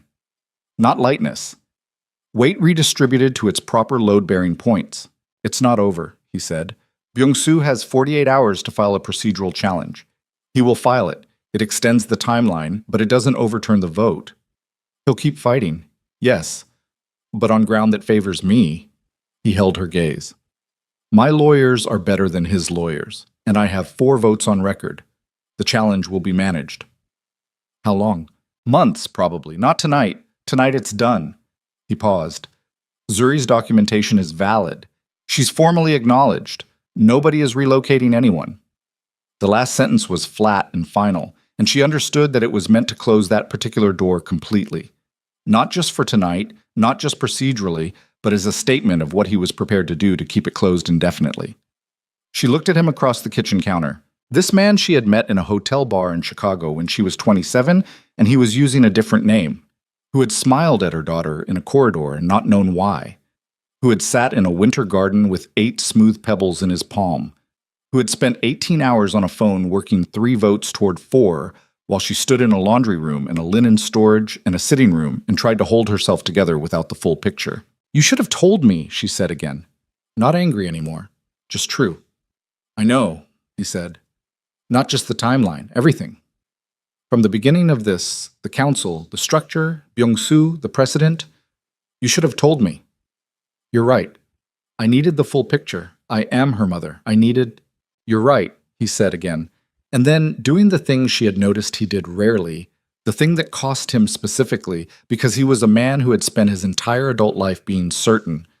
I defaulted to managing it. It's what I know how to do. It's not... He stopped, jaw tight. It wasn't the right instinct. Not with you. Not with this. She looked at him for a moment. Then she said, She's drawing a garden map. He blinked. The shift in subject. He adjusted. What kind of map? Very detailed. The pebbles are all there. There's a circle in the middle for whatever she decides to plant. A pause. She wants something tall, so she can see it from the window. Something happened in his face. Not the fast-controlled thing. Something slower. Something that didn't try to leave. She said she wants you here in the spring, Amara said. For the planting. The kitchen was quiet. Tell her I'll be here, he said. She nodded. She picked up the cold tea and poured it down the sink and rinsed the cup. She thought, tomorrow. Tomorrow the 48 hours starts, and Byung-soo files his challenge, and the months of legal management begin, and there will be more nights like this, more timelines, more structures she doesn't fully understand operating around her daughter's life, with their own logic, and their own history, and their own violence. She thought, I knew that when I stayed. She thought, I knew it when I answered the first call from the unknown Korean number and listened, instead of hanging up. She turned off the kitchen tap. She was reaching for the dish towel when the front door opened. Not the service entrance, the main door. She heard it from the kitchen, the specific sound of the main entrance, heavier than any interior door, and the cold air that moved through the house when it opened even at this distance. She stood still. Mrs. Park had gone home at 8. The guards at the main entrance should have, controlled access. She heard Min Jae's voice from the corridor, sharp, Korean, too fast to catch, and then another voice, male, older, with a quality in it she recognized from 2 nights ago. She walked to the kitchen door. Byung-soo was standing in the main corridor. He had not waited 48 hours. He had not filed a procedural challenge. He had come personally, at 9:57 in the evening, in his overcoat, without an appointment, through a gate that had been opened for him by guards, whose loyalty, Amara understood in this moment with absolute clarity, was not entirely to the man she had believed it was entirely to. He had two men with him, the same two from before. Min-jae was between Byung-soo and the staircase. The physical geometry of it was not accidental. Min-jae had positioned himself, or had found himself, in the 10 seconds between the door opening and this moment, between the older man and the floor above, between Byung-soo and the room at the top of the stairs where a 4-year-old girl was sleeping with a map of her spring garden on the desk beside her. The vote was registered, Min-jae said. His voice was very quiet. The documentation is valid. The documentation is pending challenge, Byung-soo said, which I am here to file. The challenge window is 48 hours. You have 48. I'm exercising an emergency provision. Byung-soo reached into his coat and produced a folded document, set it on the side table without looking at it. Article 9 of the Family Charter. Emergency dissolution of an acknowledgement where the acknowledged party represents a material security risk to the organization. Min-jae didn't look at the document. She's 4 years old, he said. The acknowledged party's existence creates public exposure in a regulatory environment that is currently. She's 4 years old. The provision does not have an age qualifier. The two men in the corridor had not moved, but Amara noticed, and she was watching with the complete focused attention she had, that they had shifted their weight, both of them. Subtly, in the direction of the staircase rather than the door. She noticed something else. The guard who had let them in, standing now just inside the main entrance behind Byung-soo's men, was not one of the faces she had catalogued over 4 years of this household, not one of Min-jae's regular security rotation. A different face. Someone who had been here long enough to open the gate, but not long enough for her to have learned him. She filed this. She took a step back into the kitchen doorway, out of the corridor's sightline, and took out her phone. She sent one message. To the number she had called an hour ago. She typed, "He's here. Main house. Article 9. Now." She put the phone back in her pocket. She walked back into the corridor. Byung-soo saw her. He looked at her with the message look, not the assessment from before. Colder. The look of a man who has arrived at the point in his calculation where the variables stop being variables and become objects to be moved. "Ms. Johnson," he said, "I'd like to speak with my nephew alone." "This is my house," Min-jae said, "and your daughter is upstairs. I'd suggest, don't." Min-jae's voice dropped to something that was almost below audible, which was somehow the most dangerous thing Amara had heard in this corridor in 4 days. "Don't reference her. Don't look in that direction. Don't." Byung-soo looked at him. "Min-jae." The older man's voice changed quality. Not warmer, but different. Older. The voice of a man who has known someone since their childhood and is invoking that history. "I watched you grow up. I watched your father build what you now run. I am not your enemy. I am trying to protect what your father spent his life. My father is dead," Min-jae said. "He left me what he built, not you. He left you a council. He left me a responsibility. The council serves the organization, not the other way around." He hadn't raised his voice, hadn't moved, but something in the air of the corridor had changed, the same way the air in a room changes when a storm is deciding whether to break. "You are in my house past 10 at night, with a document you produced in 3 hours using a provision that has been invoked exactly once in 40 years to file an emergency action against a 4-year-old girl. I want you to hear yourself, Byung-soo. I want you to stand in this corridor and listen to what you are doing." Byung-soo's jaw was set. "What I'm doing," he said carefully, "is protecting this family from a decision made in emotion rather than strategy. The girl's existence doesn't need to be..." He paused, choosing words. "It doesn't need to be publicly erased. She can be provided for, comfortably, privately. It's been done before, and I know it's been done before." Min-jae's voice shifted. Something in it that hadn't been there in any version of this conversation over the past 4 days. Raw at the edge of the control. "I know exactly when and how it was done before.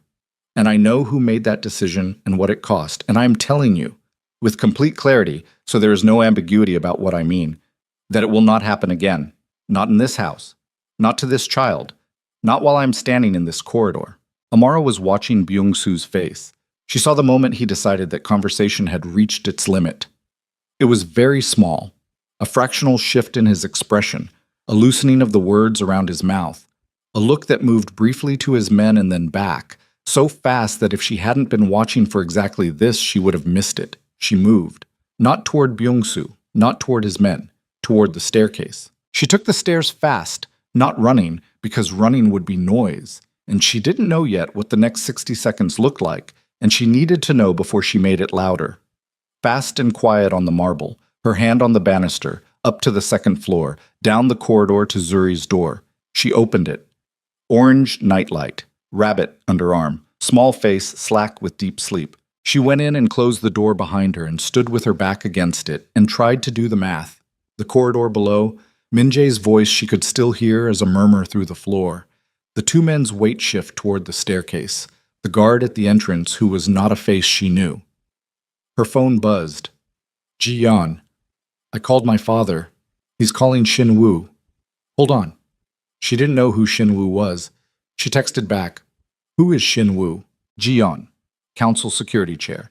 He outranks Byung-soo on enforcement. If he calls the action unauthorized, Byung-soo has to stand down. Hold on.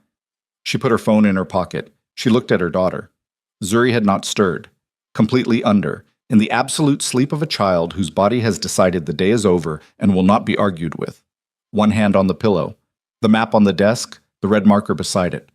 Amara stood at the door and listened to the house. Below, the murmur of voices continued. Not escalating. Not yet. The conversation still in its contained form. Two men who knew each other across decades of shared history, moving through the architecture of a confrontation neither of them had expected to be having at 10 o'clock on a Thursday night. She counted her own heartbeats. Got to 27 before her phone buzzed again. Ji-yeon. Shin-woo is calling Byung-soo now. She exhaled, held the door handle. From below, she heard Byung-soo's voice change quality.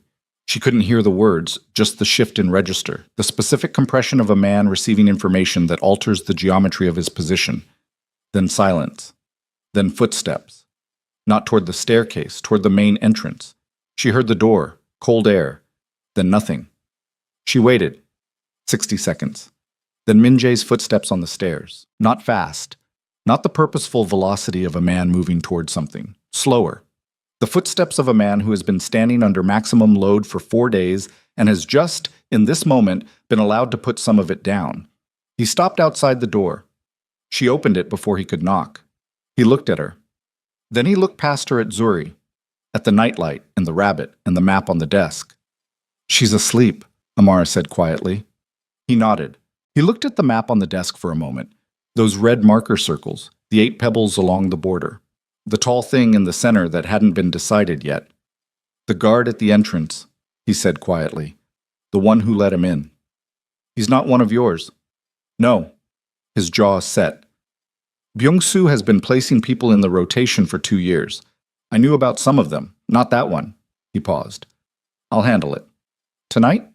Tonight. She looked at him. Min-jae, quiet. You need to sleep. He looked at her. Something in his face said the exhaustion of it, the full 4 days of it finally visible on the surface because there was nothing left requiring the wall to stay up, moved through her chest in a way she didn't try to categorize. The challenge, he said. Byung-soo backed down tonight because Shin-woo called it unauthorized, but he'll file the 48-hour version tomorrow. It's still months of process. I know. It's not clean yet. I know. She looked at him steadily. But she's asleep. She drew her garden. She asked if you'd be here in the spring. She paused. Tonight is enough. Tonight we did enough. He held her gaze. She could see him running the calculation. The instinct to move, to plan the next step, to stay 3 moves ahead of the problem, the deeply ingrained operational reflex that didn't know how to accept enough as a condition.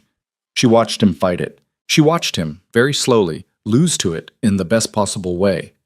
He leaned against the doorframe, both of them looking in at the orange nightlight and the sleeping child and the map on the desk.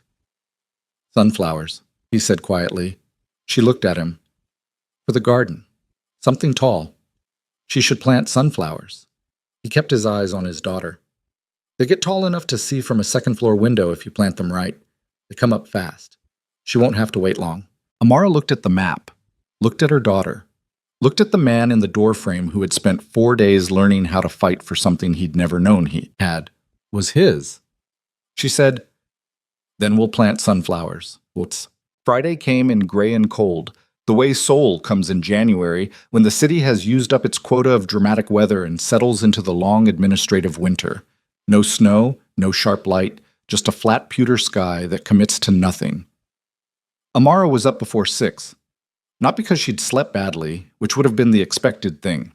She'd slept deeply, the sleep of someone whose body had finally been permitted to spend what 4 days of sustained tension had cost. She woke because she always woke before 6, because 4 years of running a household had installed the habit below the level of decision. She lay still for a moment before getting up. Listened to the house. The house was quiet in its ordinary way. The specific silence of a large structure in early morning, full of its own temperature and its own settled weight. Not the held silence of the past 4 days. Something older than that. Just the house being a house. She got up. She made coffee in the kitchen before anyone else was moving. Stood at the window with the mug and looked at the garden. The 8 pebbles were still in their line along the stone border. A skin of frost on the dead grass, thin and white in the early flat light, the kind of frost that would be gone by 9. She thought about sunflowers. She had never grown anything. Chicago apartments didn't lend themselves to gardens, and the 4 years in this house had been spent tending someone else's space with professional care rather than the particular attention you give to a thing that's yours. But she knew that sunflowers grew fast. She knew they were difficult to kill once they were going. She knew, from somewhere, some accumulated knowledge she hadn't cataloged, that they tracked the light, that they turned toward whatever brightness was available and followed it through the day. She thought, Zuri would like knowing that. She thought, I would have liked knowing that at 4. She drank her coffee. Minjae came downstairs at 7. He looked like a man who had slept 2 hours and had made peace with 2 hours being what was available. Not wrecked, he didn't wreck easily, she had established this over 4 years, but the specific texture of someone operating on the lean side of their reserves and doing it with full awareness and without complaint. He poured coffee without speaking. They stood at opposite ends of the kitchen counter for a moment, both looking out the window, the morning gray and quiet between them. "The guard," she said. "Reassigned last night, off the property." He drank. "I went through the full rotation. 3 others I'm less certain about. They'll be rotated out over the next week without incident. Byung-soo will replace them. He'll try." He set the mug down. "I've changed the access authorization protocol. Anyone new comes through my personal approval. It's a slower system, but it closes the channel he was using." She nodded. "The challenge," she said, "the 48-hour filing. His lawyers submitted it at 7 this morning. My lawyers filed the response at 7:15. He looked at her directly. "It's going to be months of procedural management. There will be hearings. There will be pressure from other council members who prefer stability over conflict. None of it is clean." He paused. "But Zuri's documentation is on record, and it's valid, and it stays valid through all of it. That doesn't change." She looked at him. "You need to tell me things," she said. "Going forward. Whatever's happening in that structure that touches her life, I need to know about it when you know about it. Not managed, not filtered." She held his gaze. "I can handle the real thing. What I can't handle is operating on half the picture." "I know," he said. "I understand that now." "Do you?" "Yes." And then doing the thing that still seemed to cost him specifically. "I was wrong to manage you out of it. I won't do it again." She believed him. Not completely.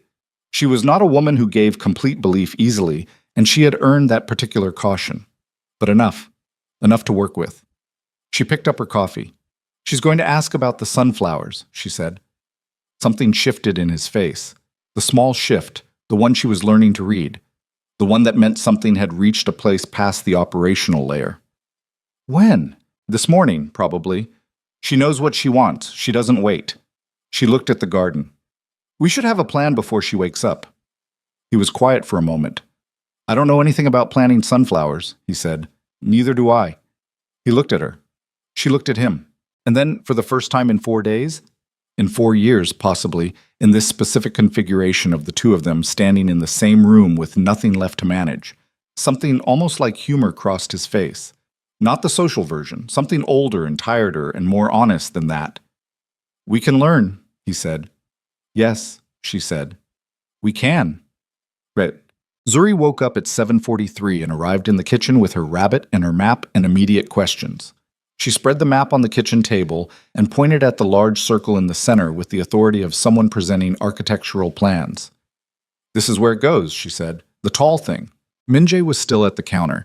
He turned, and Amara watched him look at his daughter with the map, watched him take in the red marker circles and the 8 labeled pebbles and the tall thing in the center, and watched his face do the slow thing rather than the fast thing. He crossed to the table and crouched down. "Sunflowers," he said. Zuri looked at him. "What's sunflowers?" "Tall flowers, yellow. They can get—" He held his hand at approximately his own standing height. "Taller than me if you grow them right." Zuri's eyes went very large. "Taller than you?" "Some of them." She looked at the map, then at her circle. She picked up the red marker and with very deliberate effort added lines coming out of the circle. Rays, Amara realized. She was drawing a sun, or a sunflower. "Both." "Okay," Zuri said. "Sunflowers." Then she looked up at Minjae with the directness that 4-year-olds apply to important matters. "Do you know how to plant them?" "No," he said. "Mama knows." "No," Amara said.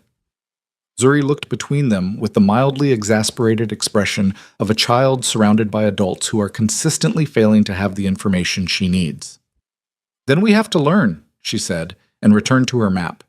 Minjae looked at Amara over the top of Zuri's bent head. She kept her face composed, but her eyes said, "I told you."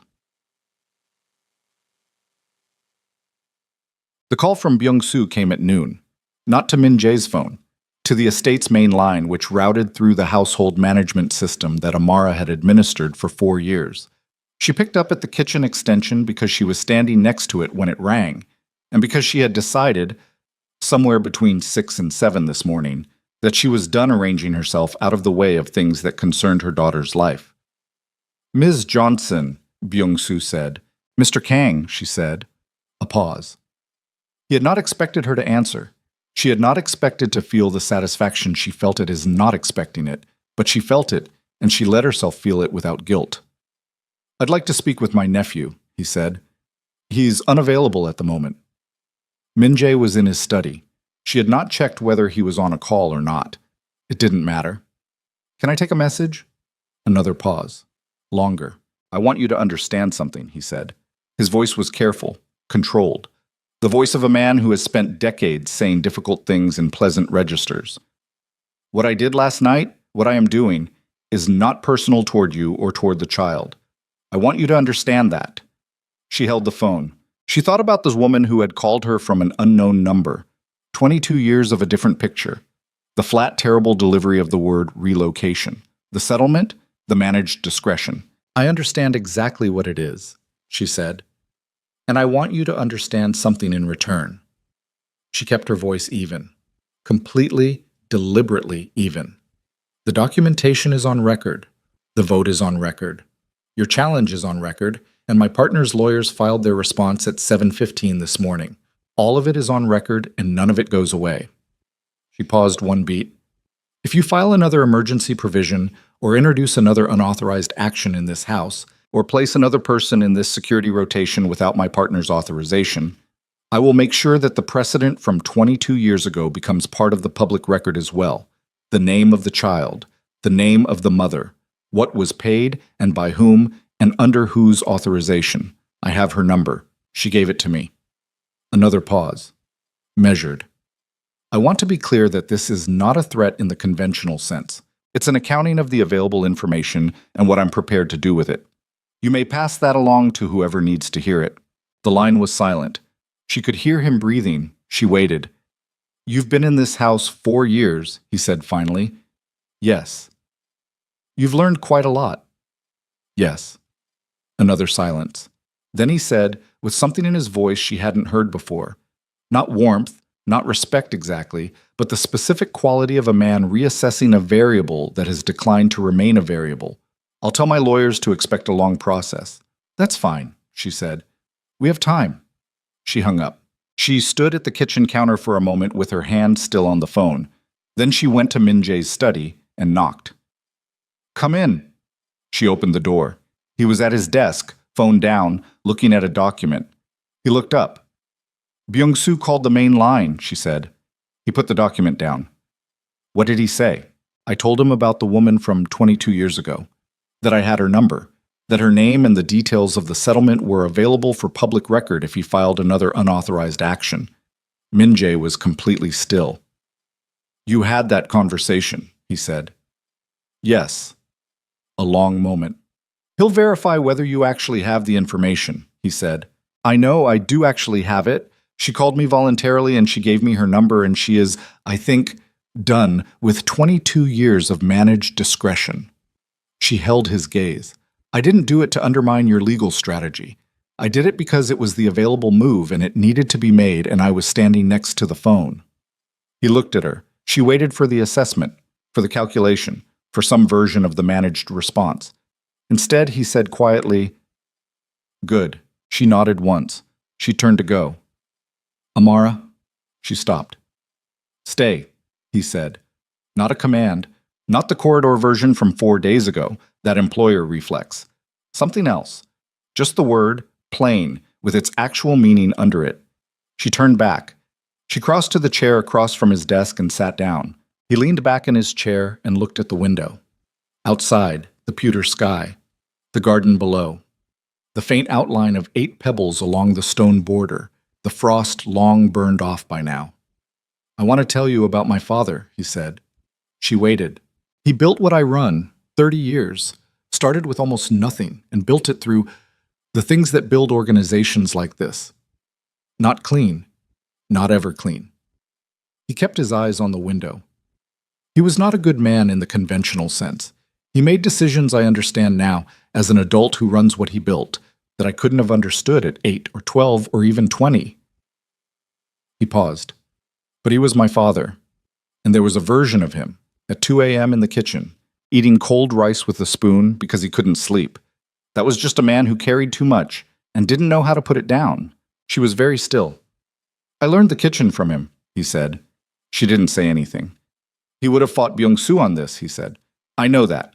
He didn't produce the precedent from 22 years ago. That was Byung-soo's design, and my father never knew about it. And if he had..." He stopped. "I don't know what he would have done. I know what I want to believe he would have done. The distinction matters." "Yes," she said quietly. "I'm trying to be..." He stopped again, looked at the window. "A different thing than what this organization usually produces. I don't know if I'm succeeding. I know what I've done to make it run, and I know it's not..." He turned from the window and looked at her directly. "I'm not asking you to not see that.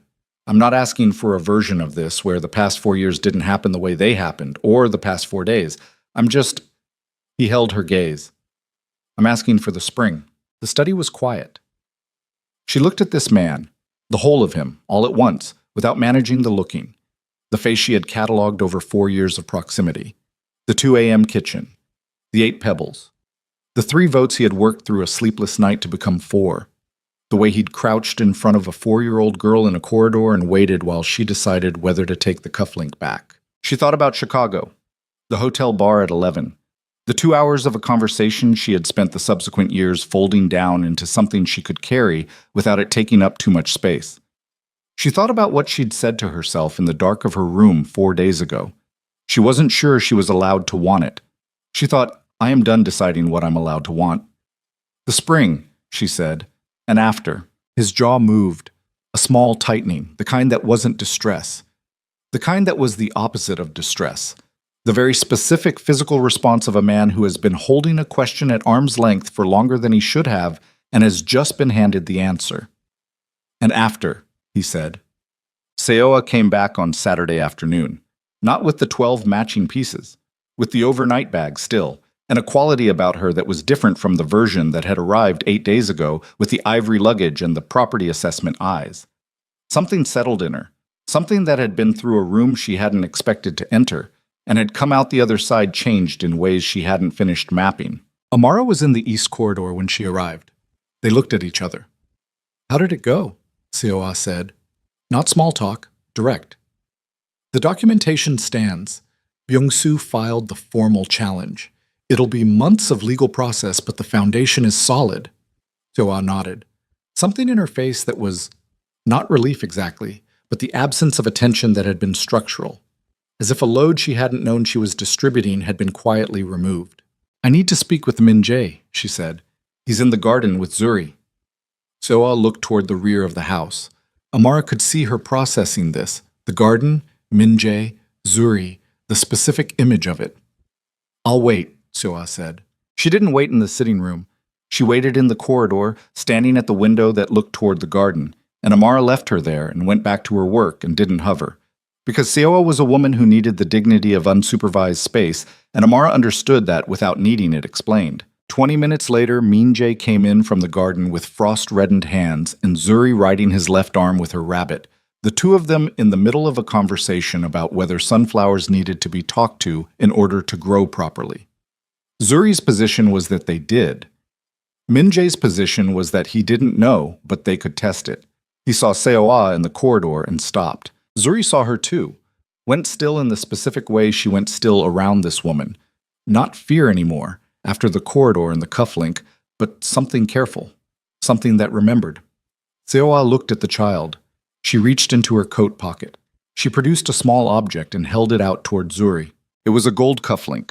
Not the same one, not Min-jae's, not the one from the floor of the corridor that had started all of it. A different one. Similar. The face of it engraved with something simple, something small. Zuri looked at it, then at Seo-ah, doing her risk assessment, that preliminary caution she'd installed since the first morning. Seo-ah waited, not with the impatience of a woman unaccustomed to waiting, with the stillness of someone who had decided something and was prepared to let it take whatever time it needed. Zuri reached out and took it. She turned it in the winter light coming through the corridor window. Pretty, she said. Seo-ah's face, the composed architectural surface of it, did the thing that Amara had watched it do in fragments over the past 8 days. The crack at one edge, the thing underneath. Except this time she didn't collect it back quickly. She let it sit on the surface for a moment, visible and undefended, before it settled into something quieter. Yes, Seo-ah said. Pretty. Zuri held the cufflink against her rabbit's ear as if introducing them. Seo-ah straightened up and looked at Min-jae. Can we talk? She said.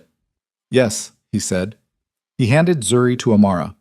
The transfer, easy, natural, already practiced, already its own ordinary gesture, and followed Seo-ah down the corridor toward the sitting room. Amara stood with her daughter and the rabbit and the gold cufflink in the corridor. Zuri was looking at the sitting room door. Is she sad? Zuri asked. Amara looked at the closed door. A little, she said. She's been sad for a while. About what? She thought about how to answer this in a way that was true and appropriate for 4 years old. Something she wanted that she found out she couldn't have, she said. And she's figuring out what to want instead. Zuri considered this with visible seriousness. That happened to me once, she said. When? I wanted a dog. You said no. Amara looked at her daughter. That's right. And then I wanted the pebbles instead. And that was better. She looked at the cufflink. Maybe she'll find a better thing too. Amara pressed her lips together. Maybe, she said. Probably, Zuri said with the cheerful certainty of a child for whom the world has generally obliged. She pushed her rabbit at Amara. Hold this. I need to put the cufflink somewhere safe. She wriggled down and went to find somewhere safe. Bare feet on the marble, the gold cufflink clutched tight, already moving on to the logistics of her life. Amara stood in the corridor holding the rabbit and watching her go. Whoa. The conversation between Min-jae and Seo-ah lasted 40 minutes. Amara didn't ask what was said. She would learn some of it over time, in fragments, the way the truth tends to distribute itself when everyone involved is done performing and starts just living. She would learn that Seo-ah had told him about the doctors, about the 3 months of silence she'd carried, about the grief that had no clean target, and had therefore found a 4-year-old girl in a corridor as its temporary address. She would learn that Min-jae had listened without interrupting, which was something he was not good at but had managed. She would learn that they had said things to each other that were painful and true, and that the pain of them was, ultimately, the kindest thing they could have given each other. What she saw herself was this: Soa coming out of the sitting room with her overnight bag and her composed face, and something in her posture that was different from every version of her posture over the past 8 days. Lighter was not the right word. Cleaner, maybe. The way a person looks when they've set down something they'd been carrying in the wrong grip. She stopped at the front entrance and turned. Amara was at the far end of the corridor. They looked at each other. The legal process, Seoa said. If there's anything I can do. I have family relationships with 2 of the council members Byung-soo relies on. I've been maintaining those relationships for 8 months.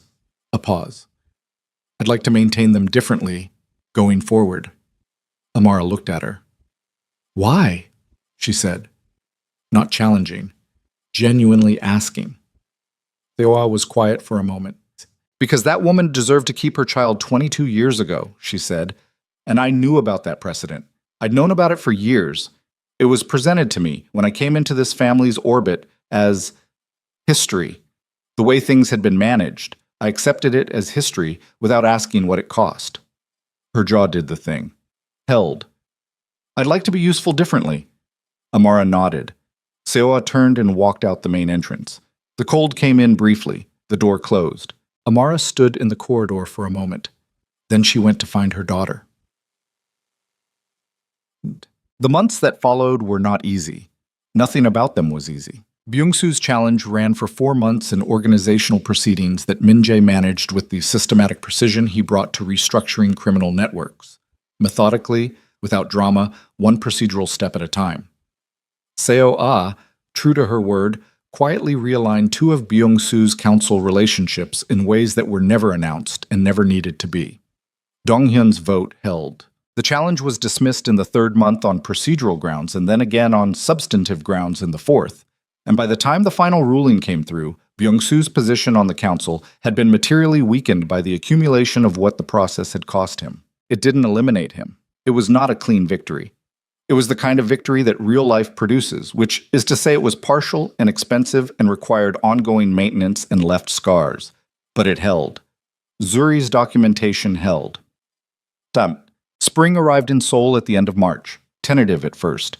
Cold mornings, warm afternoons, the particular quality of light that returns after a long winter with a kind of aggressive optimism, flooding the estate garden with more brightness than the dead grass seemed ready for. Zuri had been asking about the sunflowers since February. They planted them on a Saturday morning in late March. The 3 of them in the garden corner that Zuri had claimed, with a bag of seeds from a nursery that Min-jae had researched with the thoroughness he applied to researching everything, which had resulted in a detailed document about soil preparation and depth and spacing that Amara had read and that Zuri had regarded with polite boredom before asking when they were going to actually put them in the ground. The corner had been prepared. The pebbles had been moved, temporarily, solemnly, each one placed by Zuri into a container for safekeeping, and the bed had been turned and amended. Min-jae had done the physical work of it over 2 mornings, which was not something he had ever done before in his life, and which showed in the specific quality of concentration he brought to it.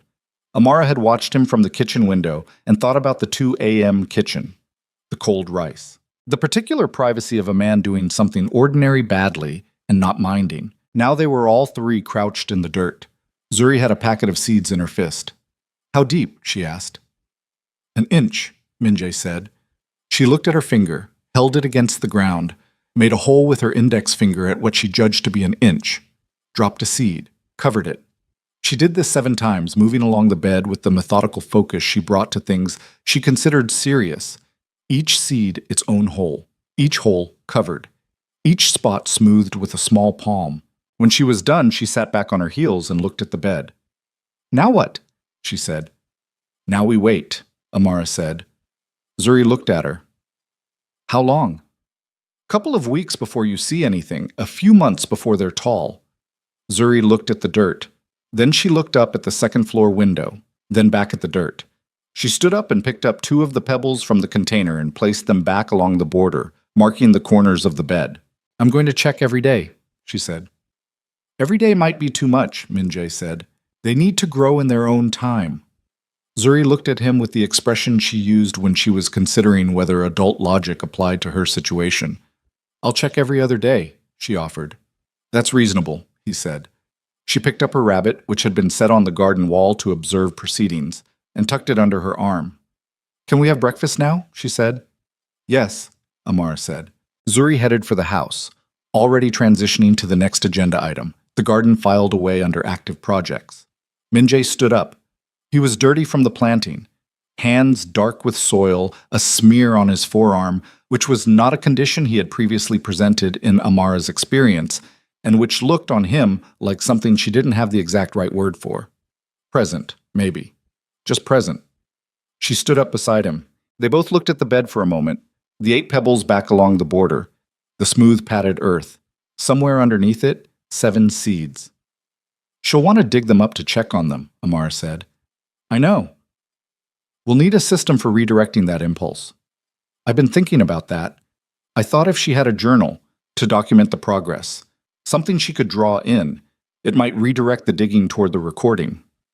Amara looked at him. She thought about the first night in the corridor, the professional wall, the enormous and careful distance between employer and employee that she had maintained for 4 years as a survival structure. She thought about the way he'd moved across that distance in 4 days, not smoothly, not cleanly, but with the specific velocity of a man who has finally understood what the distance was costing. "That's a good idea," she said. He nodded. Then he looked at his dirty hands and seemed to become aware of them. "I need to wash before I touch anything in the house," he said. "There's a tap on the side of the service entrance." He looked at her. "I know every inch of this house," she said. "I know you do," he said. They walked toward the house together in the late March morning, the sun making genuine warmth for the first time since November, and from inside they could hear Zuri telling the rabbit about sunflowers in the specific lecturing register she'd developed, explaining things to the rabbit as she explained everything to the rabbit, with the authority of someone who has recently learned important information and considers it her responsibility to pass it along. He held the door for her. She walked through it. That evening, after Zuri was in bed with her rabbit and her new garden journal, which Minjae had produced from somewhere, a real one, small and hardcover with blank pages, and which Zuri had immediately used to draw a detailed diagram of the seed placement from memory. They sat in the kitchen with the last of the dinner things cleared and the city below the hill running its nighttime current of light. Not in different parts of the kitchen, not with the counter between them, at the table, across from each other, 2 mugs of tea. They talked for 3 hours, not about the council or the documentation or Byung-soo's diminished position or the legal process that was closing down around its own conclusion. Not about the 4 years or Chicago or the intercepted messages or the subordinates who were no longer in any position to intercept anything. They talked about the ordinary things, the real things, the kind of things that 2 people talk about when they have stopped managing the space between them and are instead just in it.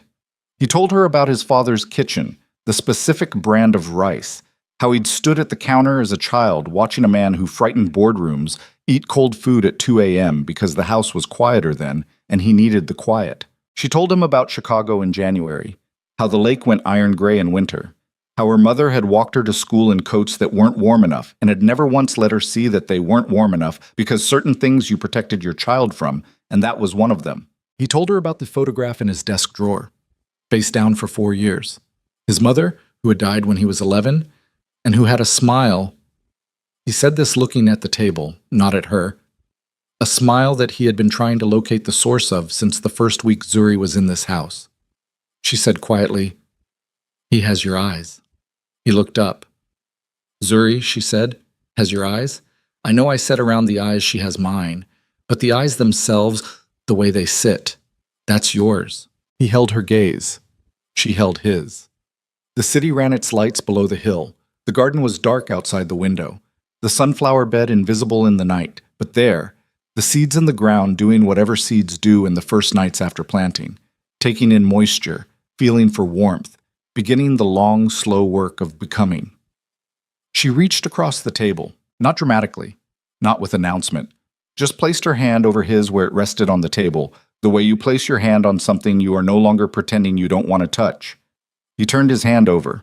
His fingers closed around hers. They sat like that for a long time, in the kitchen of the house on the hill above Seoul, while their daughter slept upstairs with her rabbit and her garden journal, And outside in the dark earth, 7 seeds waited for the spring to make them into something tall enough to see from a second-floor window.